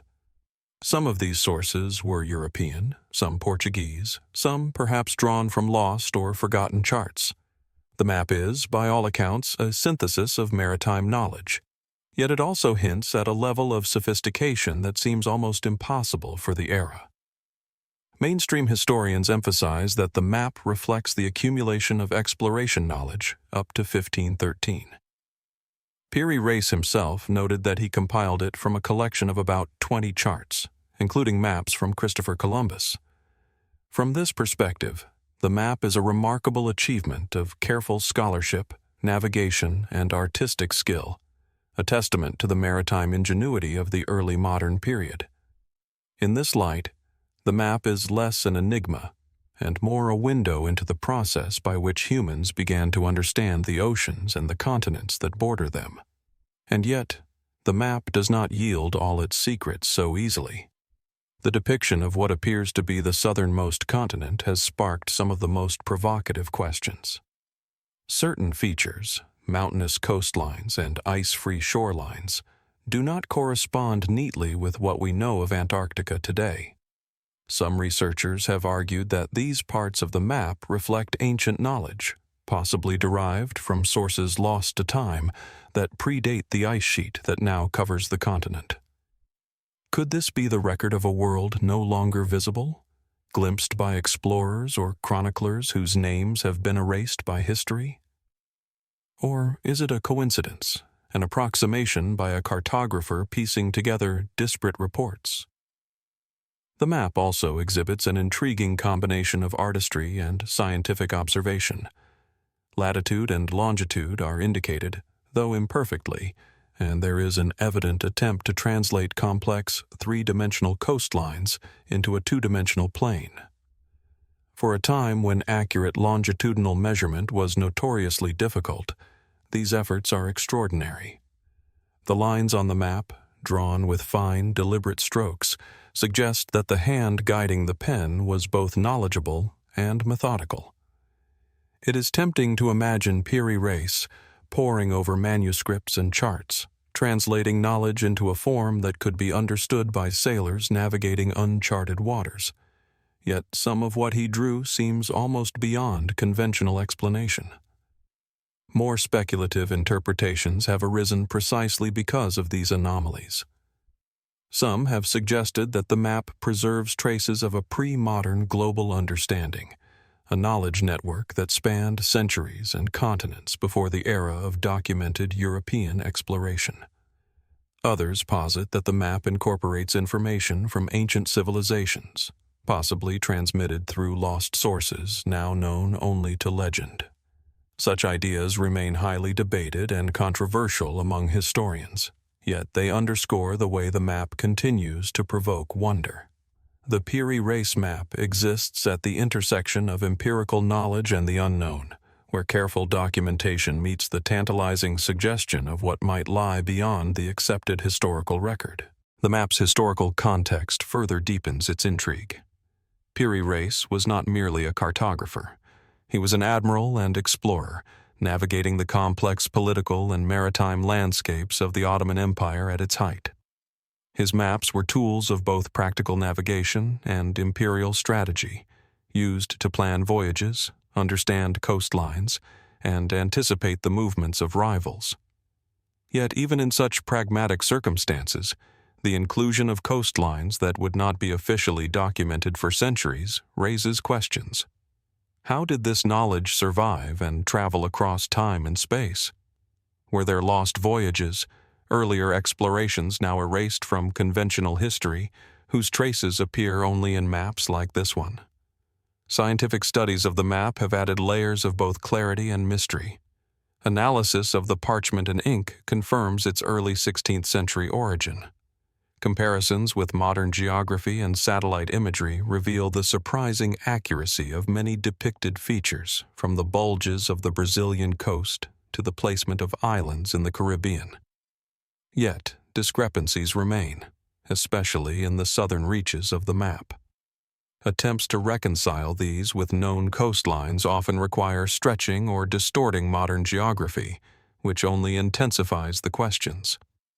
Are these errors merely the result of human miscalculation, or do they hint at sources whose origins are unknown and whose precision cannot be easily explained? The Piri Reis Map also captivates because it is a reminder of the fragility of human knowledge. It is a fragment, a single surviving piece from a larger mosaic of exploration and mapping, much of which has been lost. Entire libraries, charts, and records from antiquity and the early modern period have vanished through war, fire, or neglect. What survives is tantalizingly incomplete, and yet it challenges us to imagine the world through the eyes of those who sought to understand it long before modern technology. The map invites us to consider the limits of human discovery, what was known, what was recorded, and what remains hidden beneath oceans, ice, or the sands of time. Holding a copy of the map in one's hands, even today, is a humbling experience.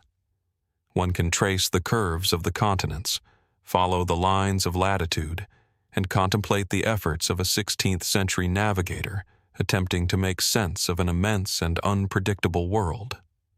The map is both a tool and a symbol, a bridge between exploration and imagination, between empirical observation and the mysteries that persist beyond our grasp. Its survival is remarkable, and its anomalies continue to fuel debate and curiosity alike. As the sun sets over distant oceans and coastlines, it is worth pausing to reflect on what the Piri Reis Map represents. It is a document, a work of art, a practical guide, and yet also a puzzle whose full meaning remains elusive. It reminds us that history is not always linear, that knowledge is often scattered and fragmentary, and that even the most meticulous record-keeping cannot capture the entirety of human discovery. In its delicate lines and golden hues, the map whispers questions that resist final answers. Where did this knowledge originate? How much of the world was understood long before our historical texts tell us it was? And what other secrets might lie hidden, waiting to be rediscovered in the maps, artifacts, and chronicles of the past? The Piri Reis Map endures as a silent testament to human curiosity, skill, and the persistent allure of the unknown. It beckons us to look beyond the horizons of recorded history, to imagine voyages and discoveries that may never be fully documented, and to acknowledge that some mysteries are meant not to be solved, but to inspire wonder. Like the stars of the Nebra Sky Disk or the enigmatic grooves of the Lake Winnipesaukee stone, it challenges us to think beyond the limits of conventional understanding, inviting us to consider what has been lost, what remains, and what might still be hidden beneath the surface of time. Beneath the gentle waves of the Aegean Sea, along a rocky stretch near the island of Antikythera, the remnants of a long-forgotten world lay scattered, concealed by centuries of salt, sediment, and silence. In the early 20th century, sponge divers, accustomed to the unyielding Mediterranean depths, stumbled upon a shipwreck, its wooden timbers long since eroded, its cargo fragmented and unrecognizable. Among the broken amphorae and corroded statues, something far more enigmatic emerged. A small bronze device, no larger than a shoebox, whose intricate gears and dials seemed almost impossibly advanced for its age. This was the Antikythera Mechanism, an object that continues to challenge our understanding of human ingenuity. At first glance, it resembles little more than a collection of interlocking wheels and bronze plates, corroded by the sea's slow assault. Yet the closer scholars examined it, the more it revealed itself as a puzzle of extraordinary sophistication. Every gear, carefully arranged, suggested purpose and precision. Even in its fragmented state, researchers could discern its function, a mechanical calculator capable of predicting the movements of the sun, the moon, and even eclipses, centuries before such devices were thought possible. In essence, it was an analog computer created over 2,000 years ago. How could a civilization so ancient conceive of such a mechanism? What knowledge and what artisanship must have been lost to time? The Antikythera Mechanism's origins are traced to the Hellenistic period, roughly the 2nd century BCE, a time when Greek thought was at the zenith of its mathematical, astronomical, and philosophical exploration. Scholars have meticulously analyzed inscriptions etched onto its corroded surfaces, translating the faint Greek letters into instructions and explanations. Through these texts, we glimpse a society deeply attuned to the cosmos, a culture that measured time not only in days and months, but in cycles, predicting the intricate ballet of planets and stars with uncanny accuracy. Yet, there is a tension between the known and the unknown. While mainstream historians suggest the device was a product of Hellenistic ingenuity, potentially influenced by the work of figures like Hipparchus or Archimedes, its complexity far exceeds any other known technology from the era. The gears themselves, each meticulously cut and arranged, anticipate innovations that would not reappear in Europe until the medieval clockwork of the 14th century. How was such precise engineering achieved in an age devoid of industrial tools? And if such knowledge existed, why does it seem to vanish almost entirely from the historical record? X-ray imaging and 3D reconstructions have allowed researchers to peer into its hidden chambers, revealing layers of complexity that initially seemed unimaginable. One gear, in particular, known as the Saros dial, aligns with the cycles of eclipses, both solar and lunar, repeating every 18 years. Another tracks the Metonic cycle, a 19-year period after which lunar and solar calendars realign. These calculations are not merely abstract. They imply a civilization capable of conceptualizing time in cyclical patterns, of translating celestial movements into mechanical form. To hold the mechanism, even as a fragment, is to touch the intersection of science, philosophy, and art. And yet, for all the certainty of its mathematics, the mechanism harbors mysteries that have no definitive answer. Some suggest that it could calculate the positions of planets beyond the moon and sun, hinting at knowledge of the solar system that should have been impossible. Others have noted inscriptions that remain partially illegible, tantalizing fragments of text that may reference events or concepts we cannot fully reconstruct. Could the Antikythera Mechanism represent an isolated pinnacle of technological achievement, a brief flare of brilliance lost in the sweep of history? Or might it hint at a deeper continuum of knowledge, one that civilizations before and after the Greeks tapped into, but that was ultimately suppressed or forgotten? Speculative theories, of course, abound. Some historians and enthusiasts wonder if it might suggest contact with advanced, perhaps unknown cultures, whose understanding of astronomy and mechanics far surpassed what we typically credit to the ancient world. Others propose that it was part of a broader network of knowledge, scattered and hidden, designed for elite astronomers or philosophical schools. While such ideas remain unproven, the sheer sophistication of the mechanism invites questions that transcend conventional explanation. Could the Greeks have had access to techniques or ideas now lost forever? Could there have been a continuous line of technological mastery whose traces only flicker briefly in the historical record? What is equally haunting is what we cannot know. The human story behind the device. Who conceived it? Who crafted its gears with such painstaking precision, and for what purpose? Was it a tool for teaching, for astrology, for the calendar, or for some other function we cannot even imagine? Each turn of its corroded wheels might have once marked the rhythm of human thought, the heartbeat of curiosity and understanding.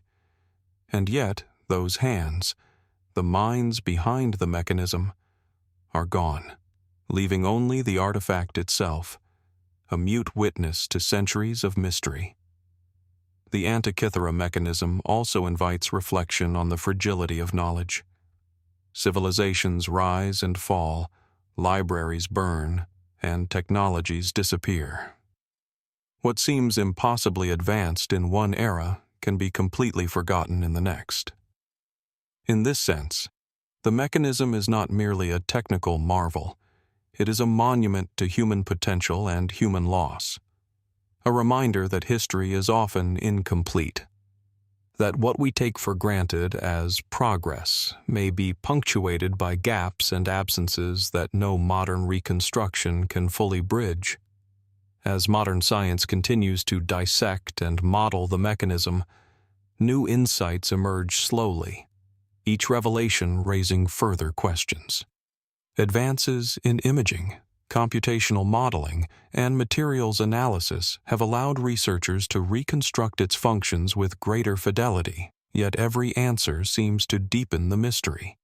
For example, reconstructions show the device could predict the timing of Pan-Hellenic games, the cycles of the moon, and even eclipses visible across the Mediterranean. Yet the sheer ambition of its design, its ability to map cosmic phenomena with gearwork alone, suggests a worldview and technological culture we are only beginning to comprehend. How did they translate abstract astronomical knowledge into tangible mechanical form? What other devices might have existed alongside it, now lost to time, waiting to be rediscovered? Perhaps the most compelling element of the Antikythera Mechanism is its quiet insistence on wonder. There is no flashy proclamation, no overt message. It does not boast of its own ingenuity. It simply exists, an artifact of both precision and mystery, inviting contemplation.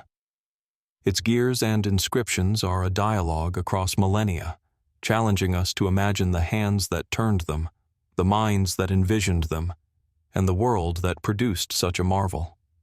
In its silent complexity lies a paradox. We understand enough to be astonished, yet not enough to claim certainty. And so, as the fragments rest in their glass cases or beneath careful X-ray analysis, the questions persist. How many such devices were there? How far did this knowledge extend, and what caused it to vanish from human memory? Are there other artifacts, still buried, that could illuminate the story further? Or is the Antikythera Mechanism a solitary whisper from a civilization glimpsed only through fragments of bronze and inscriptions? The sea gave it back, yet it refuses to yield all its secrets, leaving us suspended between comprehension and awe. In the quiet contemplation of this ancient calculator, one cannot help but wonder, how much of human history, ingenuity, and knowledge lies hidden, waiting for the right moment, the right hands, to bring it to light? The Antikythera Mechanism, in all its mechanical elegance and historical ambiguity, reminds us that some mysteries are not meant to be fully solved. They are meant to be experienced, pondered, and marveled at, bridging the gap between past and present, knowledge and imagination. Tucked away in the quiet halls of Yale University's Beinecke Rare Book and Manuscript Library lies a small, unassuming codex, its faded vellum pages bound in soft, worn leather. At first glance, it might seem like any other medieval manuscript, yet a closer inspection reveals an enigma unlike anything scholars have ever encountered. This is the Voynich Manuscript, a book that has resisted understanding for over a century, a puzzle of ink, parchment, and imagination that seems to defy time itself. Opening its pages is like stepping into another world. Rows of flowing, looping script wind across the vellum in a language that no one has definitively deciphered. There are no annotations in any known alphabet, no marginal notes from scribes or scholars.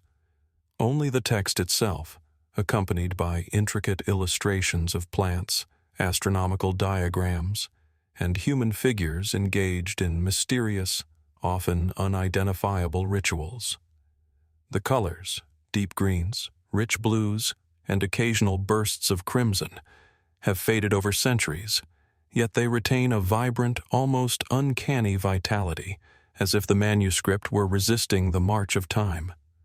The origin of the Voynich Manuscript is itself a subject of careful scrutiny and debate. Carbon dating places the creation of the vellum in the early 15th century, somewhere between 1404 and 1438, situating the book squarely within the European Renaissance. Yet the script refuses to yield any known linguistic patterns.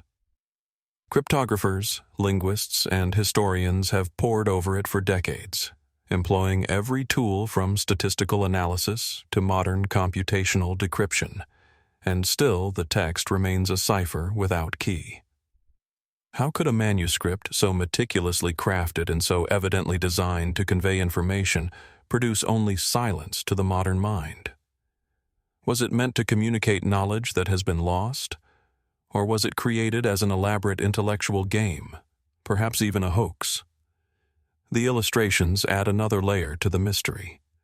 Some pages feature plants unlike any seen in Europe, Asia, or the Americas, their shapes suggesting hybrids that defy botanical classification.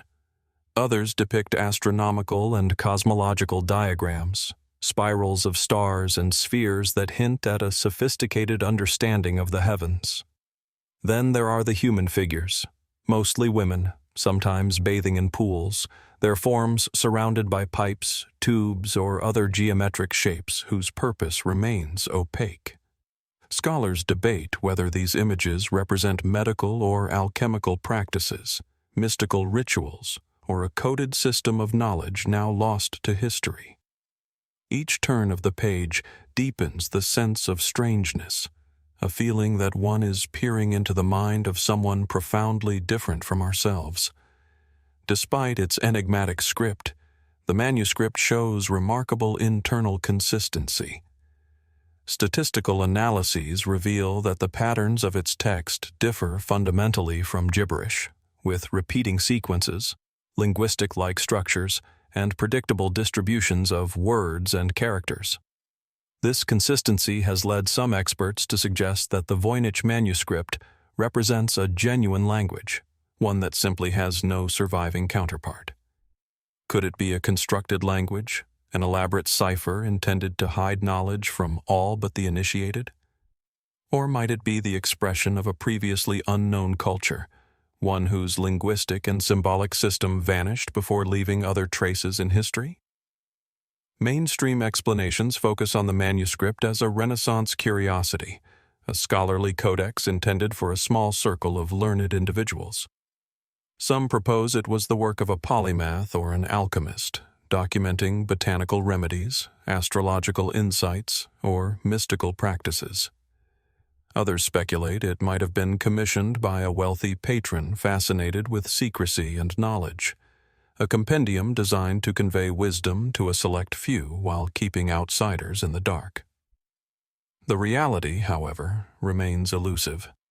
No definitive ownership records exist before its 17th century appearance in the collection of Emperor Rudolph II of the Holy Roman Empire, who reportedly believed it to be the work of Roger Bacon, the medieval English philosopher and scientist. Beyond that, the trail grows cold, leaving historians to grapple with speculation. Fringe theories abound, some more imaginative than others. There are those who posit extraterrestrial influence, suggesting the script and images encode knowledge from another world. Others propose time travel, lost civilizations, or secret societies as possible sources, weaving narratives that are more speculative fiction than historical documentation. While these ideas cannot be substantiated, the fact that they persist highlights the profound unease and fascination the manuscript inspires. It is not merely a curiosity, it is a mirror, reflecting our desire to understand, to find patterns, and to confront the limits of knowledge itself. Recent technological advances have offered tantalizing, yet incomplete, insights. Multispectral imaging has revealed faded text and hidden annotations, while computational models have attempted to crack its code. Certain patterns suggest that the text may encode natural language information, while other features hint at symbolic or mnemonic systems designed to record knowledge in a highly compressed form. Yet every discovery seems to raise more questions than it answers. Could the manuscript contain medical prescriptions, or astronomical observations, or entirely metaphorical systems of thought that are not literal at all?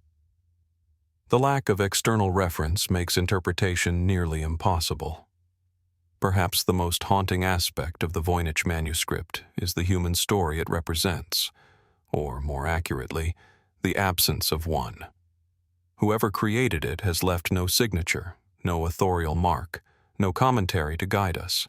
In its place is a meticulously crafted artifact that bridges art, science, and enigma.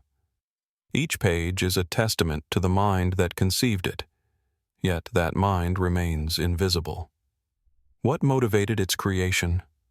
Was it curiosity, ambition, secrecy, or perhaps something that defies categorization? And how many other works, equally brilliant or enigmatic, have vanished entirely, leaving only fragments or whispers behind? Holding a facsimile or examining high-resolution images of the manuscript, one is struck by the tension between intimacy and distance. The book invites scrutiny, yet it simultaneously resists understanding. Its visual and textual elements draw the observer into a dialogue across time, yet the conversation remains one-sided.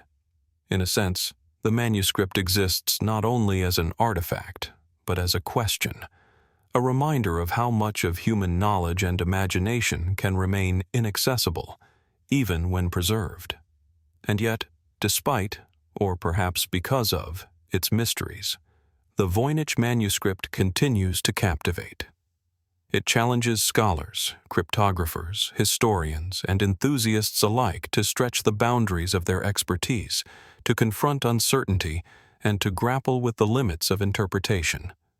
Each theory, each attempt at translation, is both a step forward and a reminder of how far we remain from the truth. In the quiet halls of the library, under dim light that glances off its yellowed pages, the manuscript remains enigmatic and patient. It is a relic that refuses to be fully known, a puzzle that compels curiosity while defying resolution. Its message, if one exists, is still out of reach, concealed in a language no modern scholar has yet unlocked. And so it invites us to wonder, what knowledge has been lost to time, and what truths might still be waiting, hidden in plain sight, in places we have yet to look?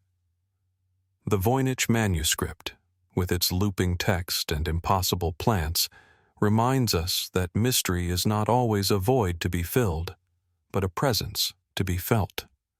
It is a testament to human creativity, a challenge to our assumptions, and a whisper from a past that continues to elude comprehension. What secrets might one day be revealed, and what enigmas will remain, patiently waiting for centuries more before they give themselves up? In the arid plains along the Yellow River, where the dust settles thick over fields and the wind whispers through ancient ruins, fragments of a civilization long vanished lie buried beneath centuries of soil. Among them, the most enigmatic of all are not statues, not bronze weapons, nor the remnants of palaces, but thin, curved pieces of bone and shell, etched with lines and symbols that seem at once familiar and utterly alien. These are the oracle bones of ancient China, artifacts that speak across millennia, their quiet authority resonating with the weight of history and the enduring human desire to peer into the unknown. At first glance, an oracle bone is unassuming, a fragment of shoulder blade, often from an ox or the plastron of a tortoise, carefully scraped and smoothed, scarred with intricate carvings. Yet these carvings are not mere decoration. They are the earliest known examples of Chinese writing, each stroke deliberate, each character a message intended to bridge the mortal and the divine. The bones bear inscriptions recording questions posed to ancestors or gods, often about the outcomes of battles, the success of harvests, the health of the royal lineage. They are tangible evidence of a civilization that sought to manipulate fate, to seek guidance from unseen forces, and to record those answers for posterity. The story of their discovery is as compelling as their content. Oracle bones were first unearthed in significant numbers in the late 19th and early 20th centuries in the ancient city of Anyang, once the capital of the Shang dynasty. Farmers digging wells stumbled upon these curious artifacts, at first sold as dragon bones to apothecaries for use in traditional medicine. It was only when scholars examined the inscriptions that their true significance emerged. The bones contained the earliest written records in Chinese history, predating previously known texts by centuries. Suddenly, these fragments, once dismissed as curiosities, revealed themselves as keys to understanding the Shang civilization, its politics, its religion, and its complex system of divination. The process of divination recorded on the bones is as fascinating as it is mysterious. Scribes would carve questions into the bone, often invoking ancestors for guidance. Then, using heated metal rods, they would apply intense heat to the back of the bone or shell until it cracked. These cracks were then interpreted by diviners. The patterns read as messages from the spiritual realm. The inscriptions frequently recorded both the question and the interpretation, sometimes even noting the outcome to see whether the prophecy had come true. It is a system that merges art, science, and ritual, creating a permanent record of humanity's earliest attempts to understand and influence the forces beyond comprehension. Yet for all their clarity, the oracle bones retain an air of enigma. Scholars can read many of the characters, yet much of the writing is cryptic. Symbols sometimes inconsistent, meanings lost over centuries of linguistic evolution. The questions themselves often hint at a society deeply concerned with forces beyond the human realm, the movement of celestial bodies, the favor of ancestors, and the whims of gods whose identities and powers we may never fully understand. Were these rituals purely pragmatic, a form of early risk management, or did they embody a worldview in which the living and the dead were in constant dialogue, where time and causality were fluid, and the outcomes of decisions were inseparable from the will of unseen forces? Mainstream historical interpretation situates the oracle bones firmly within the Shang dynasty, roughly 1600 to 1046 BCE, as evidence of a highly organized state with sophisticated social, religious, and administrative structures. The inscriptions reveal kings consulting ancestors on matters of war, agriculture, weather, and health, suggesting an early form of bureaucratic oversight infused with spiritual authority. Yet, the level of literacy required to produce these inscriptions, the precision of the carving, and the complexity of the questions all point to a culture capable of remarkable intellectual achievement. How did such knowledge develop in a society that otherwise seems so distant from our modern conception of science and documentation? What methods, now lost to time, allowed diviners to combine observation, intuition, and ritual into a system that was both practical and symbolic?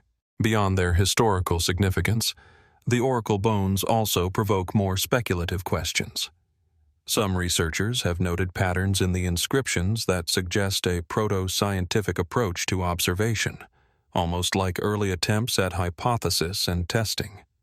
Could these diviners have been recording subtle correlations between natural events, celestial movements, and human outcomes, creating a primitive form of empirical knowledge that has largely been lost? Others have suggested that the bones may encode esoteric wisdom, a blend of theology, astrology, and philosophy, transmitted selectively to those initiated into the ritual practices of the Shang elite. And then there are those who wonder if the bones hint at connections to other, now vanished traditions of divination, knowledge that was not unique to the Yellow River, but part of a broader, ancient network of human inquiry into fate and the cosmos. The bones themselves also bear traces of mystery in their physical form. Some display unusual cracking patterns that defy easy explanation. Others show evidence of secondary inscription, as if reused or reinterpreted over time. Certain characters remain undeciphered, tantalizing scholars with glimpses of linguistic systems that may have existed alongside early Chinese writing, but have no surviving analogues. Could these elements indicate a deeper level of meaning, hidden messages intended only for those with the right knowledge, or simply the evolution of a script in its earliest stages? In either case, they remind us that even the most studied artifacts retain secrets beyond the reach of certainty. Modern technology has enabled new ways to examine the oracle bones, revealing insights invisible to the naked eye. High-resolution imaging, 3D scanning, and microscopic analysis uncover details of carving techniques, the sequence of inscription, and subtle variations in tool marks. These studies provide glimpses into the hands that made them, the scribes and diviners who engaged in meticulous work, translating the abstract world of spirits into tangible signs. Yet, despite all this scrutiny, the bones continue to resist complete understanding. Every revelation raises further questions about the intentions of the diviners, the nature of the questions, and the worldview that informed such a sophisticated blend of ritual, observation, and record-keeping. The oracle bones also serve as a reflection on the impermanence of knowledge. The Shang dynasty, once a formidable civilization, left few material traces beyond these artifacts, fragments of bronze, and the occasional architectural remnant. What we know of their culture is filtered through these bones, a record of human curiosity, fear, and ingenuity preserved against the odds. In this sense, they are more than historical objects. They are echoes of human consciousness, faint voices speaking across thousands of years, reminding us that much of what we take for granted as knowledge can be lost, buried, and only partially recovered.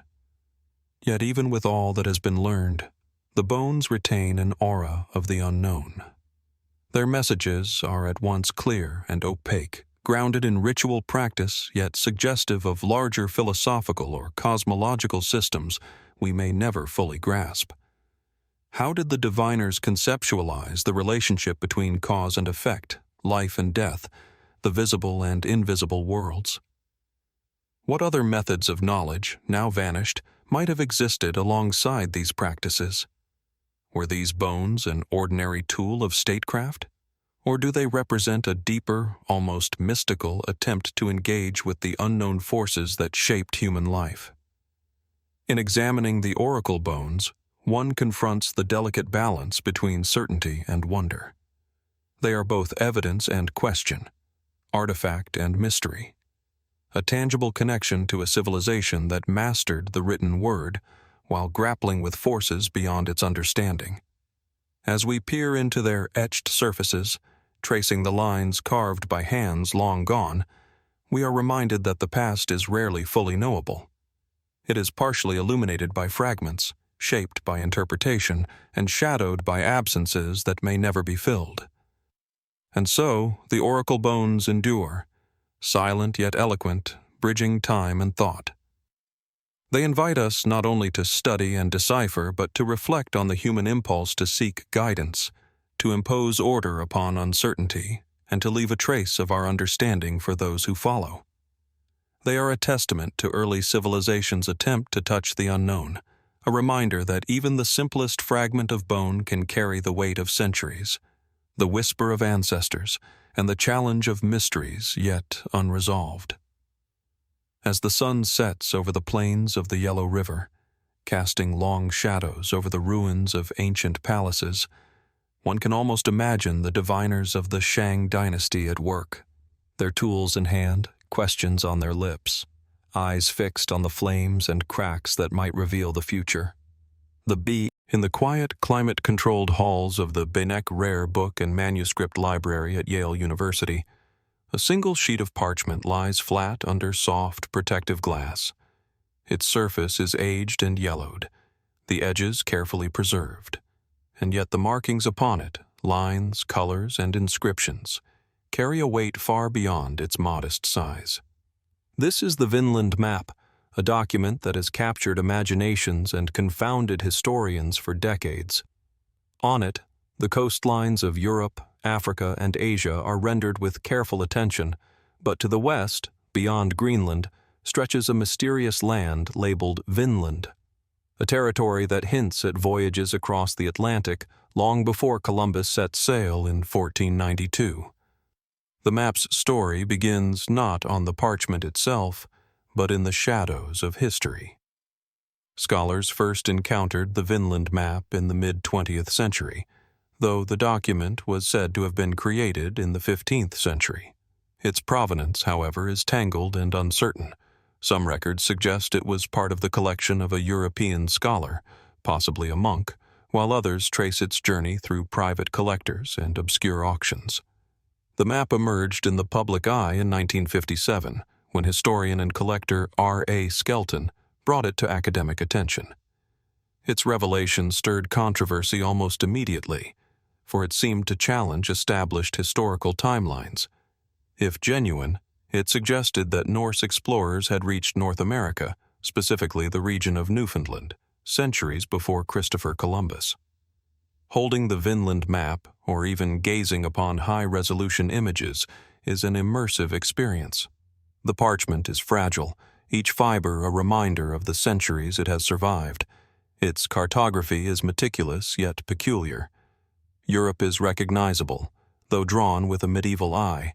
The British Isles appear elongated, the Mediterranean exaggerated. Greenland is clearly marked, and beyond it, a landmass, Vinland, is delineated in broad strokes. The script, neat and Latin in form, labels regions and islands, but offers little in the way of explanatory notes. It is, in essence, a puzzle of geography and chronology, a silent record that raises profound questions about the reach of human exploration and the circulation of knowledge in medieval Europe. The Vinland Map's significance lies not merely in its content, but in the implications it carries. If authentic, it could rewrite aspects of history, confirming that Norse explorers had crossed the Atlantic and reached the shores of North America hundreds of years before the age of exploration traditionally credited to Columbus. This possibility alone has fueled intense scholarly interest and fierce debate. Yet, as investigations have progressed, so too have the questions multiplied. How was such geographic knowledge obtained and transmitted? Were the Norse navigating with methods far more sophisticated than we previously assumed? Or does the map represent a later fabrication, a forgery created to lend prestige to certain collections or individuals? Mainstream historical interpretation places the map within a context of medieval scholarship and exploration. The Norse sagas, particularly the accounts of Leif Erikson and other explorers, describe voyages to lands west of Greenland, lands with plentiful timber, fertile soil, and abundant resources. Archaeological evidence, including the settlement at Leans O Meadows in Newfoundland, confirms that Norse presence in North America did occur, albeit briefly. In this light, the Vinland Map could be seen as an extension of these journeys, a tangible record that complements the sagas and archaeological findings. Yet the map is far more than mere confirmation. It suggests a continuity of knowledge, a link between oral tradition, written scholarship, and practical navigation that is difficult to trace fully. Scientific analysis of the map has added layers to the mystery. Early studies of the ink, parchment, and pigments aim to determine its age and origin. Radiocarbon dating of the vellum supports a 15th century creation, roughly consistent with the claims of authenticity.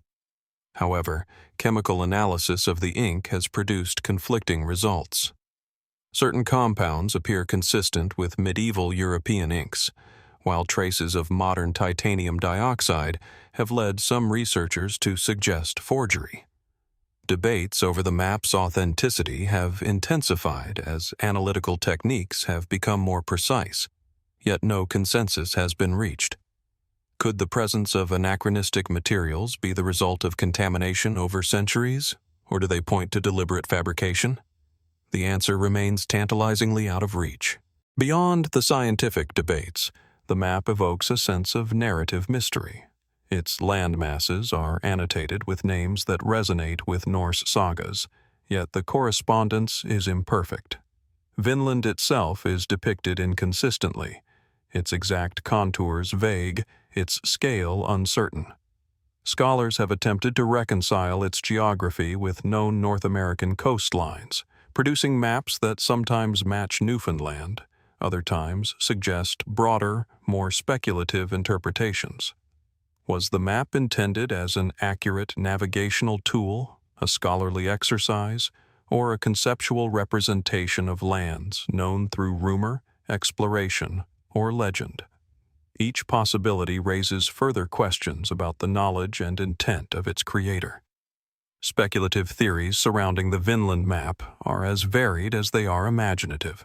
Some suggest that it represents evidence of pre-Columbian transatlantic contact, not only by Norse explorers, but potentially by other cultures as well. Could knowledge of the Western lands have circulated through trade networks, intellectual exchanges, or maritime voyagers? reaching the hands of scholars who recorded it on parchment. Others propose that the map was part of a larger political or religious agenda, designed to legitimize claims of exploration, settlement, or authority over distant lands. More fringe theories even hint at knowledge lost to history, secret traditions of navigation and geography that disappeared without trace. While these ideas remain speculative, they underscore the map's capacity to challenge assumptions, to blur the line between history and possibility, and to ignite curiosity about what might lie hidden in the unrecorded voyages of the past. The Vinland Map also serves as a reflection on the fragility of historical memory.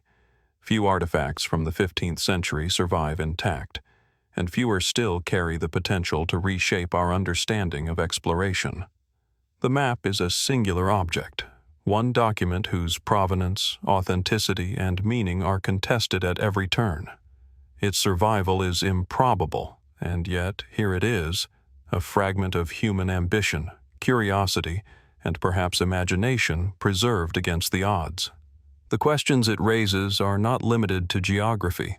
They touch upon human ingenuity, the transmission of knowledge, and the ways in which we construct narratives of the past. Examining the map today, one is struck by the interplay of certainty and ambiguity. On the one hand, the physical evidence, the vellum, the ink, the Latin inscriptions, anchors it firmly in the realm of medieval Europe. On the other, the map's depiction of lands across the Atlantic suggests knowledge that should have been beyond the reach of 15th century scholars. Who drew the map, and what sources informed their work? Were they compiling oral histories, consulting other maps now lost, or engaging in educated guesswork informed by the sagas and scattered reports from sailors? The gaps between what is known and what is suggested give the Vinland Map its persistent aura of mystery, compelling observers to weigh fact and speculation, evidence and imagination. In this sense, the Vinland Map is more than a cartographic curiosity. It is a bridge across centuries, a tangible point of contact with human exploration, ambition, and uncertainty. It asks us to consider how knowledge was accumulated, transmitted, and preserved in the pre-modern world. It challenges us to imagine the voyages that may have occurred, the encounters that may have taken place, and the stories that were told, or forgotten, along the way. Every line, every annotation, carries the potential to rewrite a portion of history or to reinforce the sense of wonder that surrounds it. Even as modern technology offers new tools for analysis, the map continues to resist full comprehension. Multispectral imaging, chemical assays, and historical scholarship have illuminated certain aspects of its construction, yet each discovery seems to raise new questions. Was it an authentic record of early Norse exploration, a sophisticated forgery intended to impress or deceive, or a hybrid, a medieval scholar's imaginative reconstruction of distant lands informed by fragments of knowledge, hearsay, and legend? The uncertainty is not a flaw, but part of the map's allure, a reminder that history is rarely straightforward, and that the past often leaves only fragments for us to interpret. And so, the Vinland Map endures as a silent witness to exploration, ambition, and mystery. It invites us to trace its coastlines with the mind's eye, to follow the routes that may have carried intrepid voyagers across the Atlantic, and to ponder the knowledge, skill, and imagination required to chart the unknown. It reminds us that the act of discovery is both tangible and conceptual, that maps are not merely representations of the world, but reflections of human understanding, curiosity, and desire. As we stand before this delicate parchment, we are left with questions that reach beyond geography. How many journeys have been lost to time? How much knowledge has vanished, leaving only whispers of possibility? Could the Vinland Map be a key to understanding a hidden chapter of human history, or is it a testament to the imagination and ambition of a single scholar? And most profoundly, what other artifacts, still buried, still undiscovered, might challenge our assumptions about exploration, navigation, and the human reach into the unknown. The Vinland Map, in its quiet, deliberate complexity, embodies both certainty and ambiguity. It bridges the known and the unknown, the documented and the speculative, and invites us to marvel at the possibilities of human endeavor. Perhaps, in the end, its greatest legacy is not the answers it provides, but the questions it inspires. Questions that echo across centuries, patiently waiting for the next observer to trace its coastlines, follow its lines, and wonder what lies beyond the horizon. Nestled in the highlands of the Valley of Toluca, just a few hours west of modern-day Mexico City, lies the site of Calixtlahuaca. Once a vibrant pre-Hispanic settlement, its ruins are quietly tucked amidst rolling hills and sparse vegetation, whispering stories of civilizations long vanished.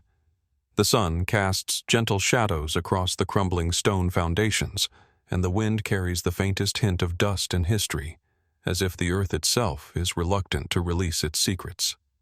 Amid these ancient stones, archaeologists uncovered an artifact so small yet so profoundly puzzling that it continues to stir curiosity across the globe: the Tecaxic-Calixtlahuaca Head.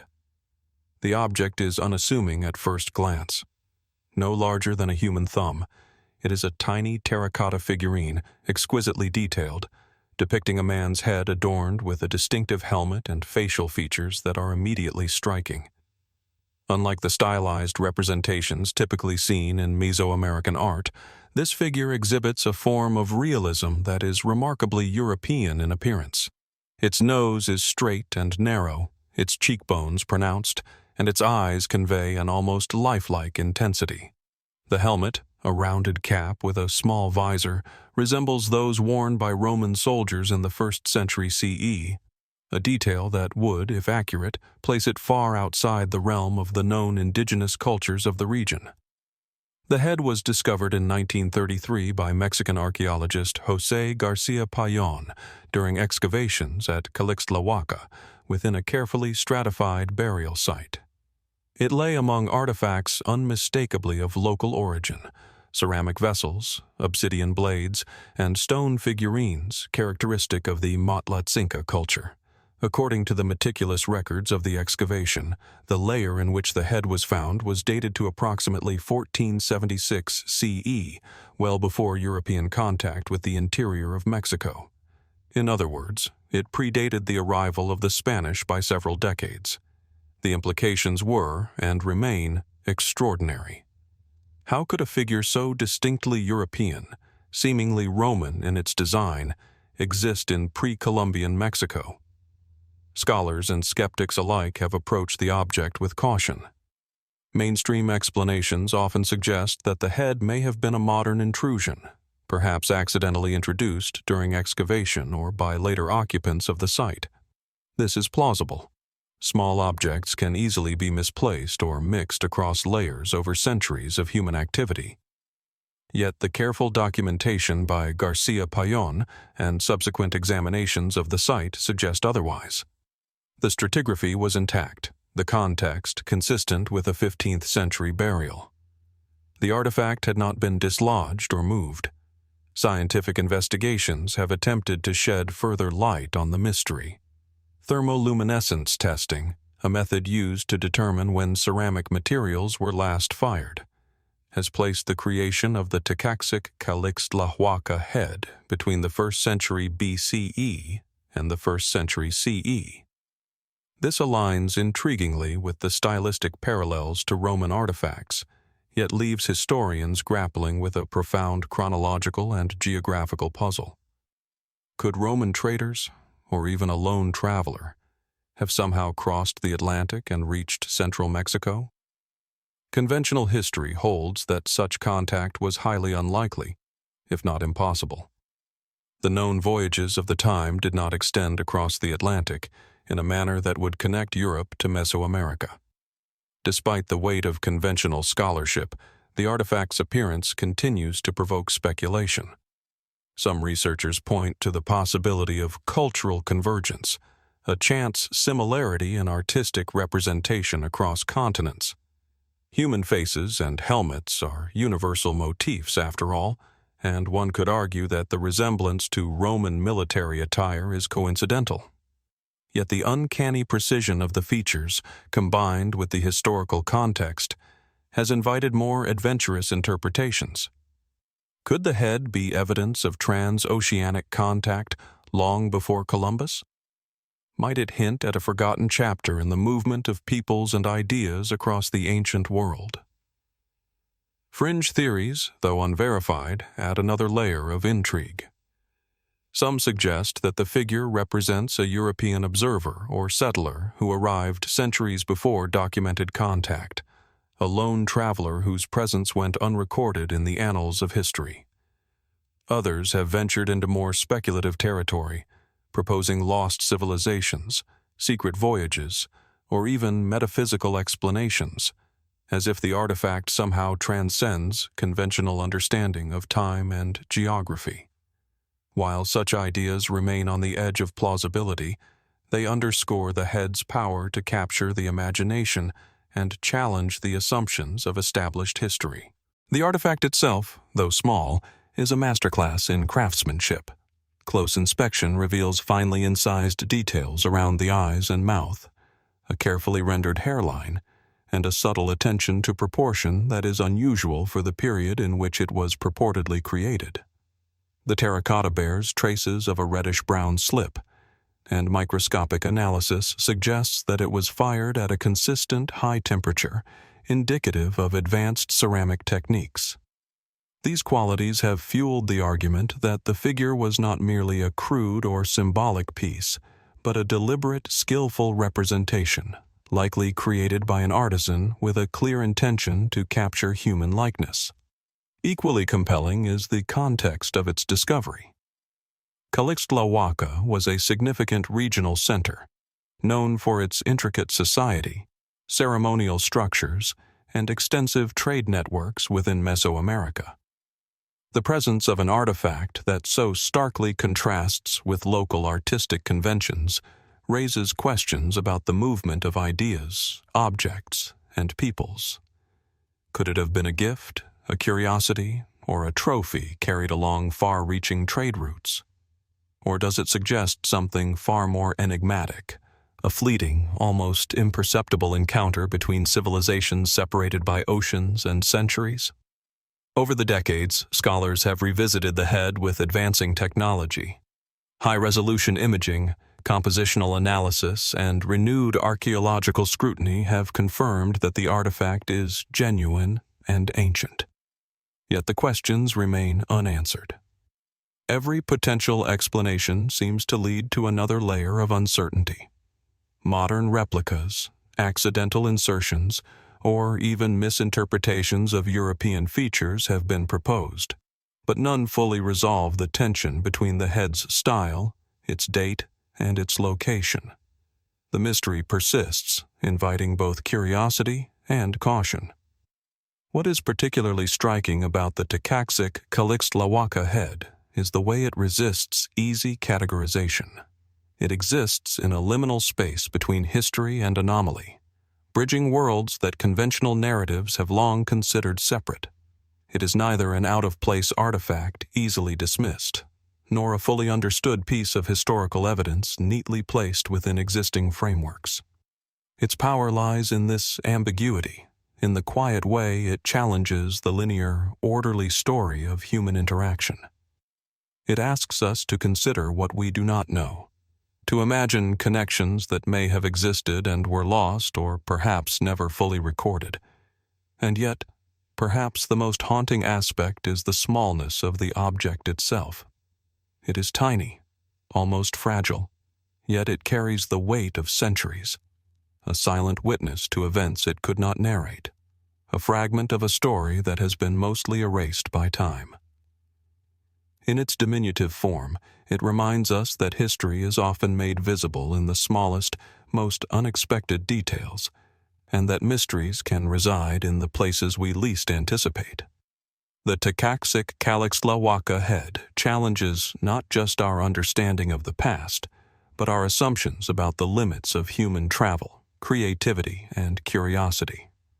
As we stand before this artifact, or contemplate its images preserved in photographs and scholarly records, we are left with a quiet sense of wonder. How did it come to be here, in a distant land, centuries before it should have appeared? What journeys, deliberate or accidental, might have brought its creator or its influence across oceans? And what other artifacts, still buried beneath the earth, await discovery to challenge everything we think we know? The Tecaxic-Calixtlahuaca Head remains a question without an answer, a small yet potent symbol of the unexplained. It reminds us that the past is not always a closed book, and that the line between the known and the unknown is often thinner than we imagine. As the sun dips behind the hills of the valley of Toluca, casting long shadows across ancient stones, one can almost feel the silent gaze of the tiny head, inviting us to wonder, to question, and to keep searching. What stories lie buried, waiting for discovery, and what truths, just beyond our reach, might forever elude us?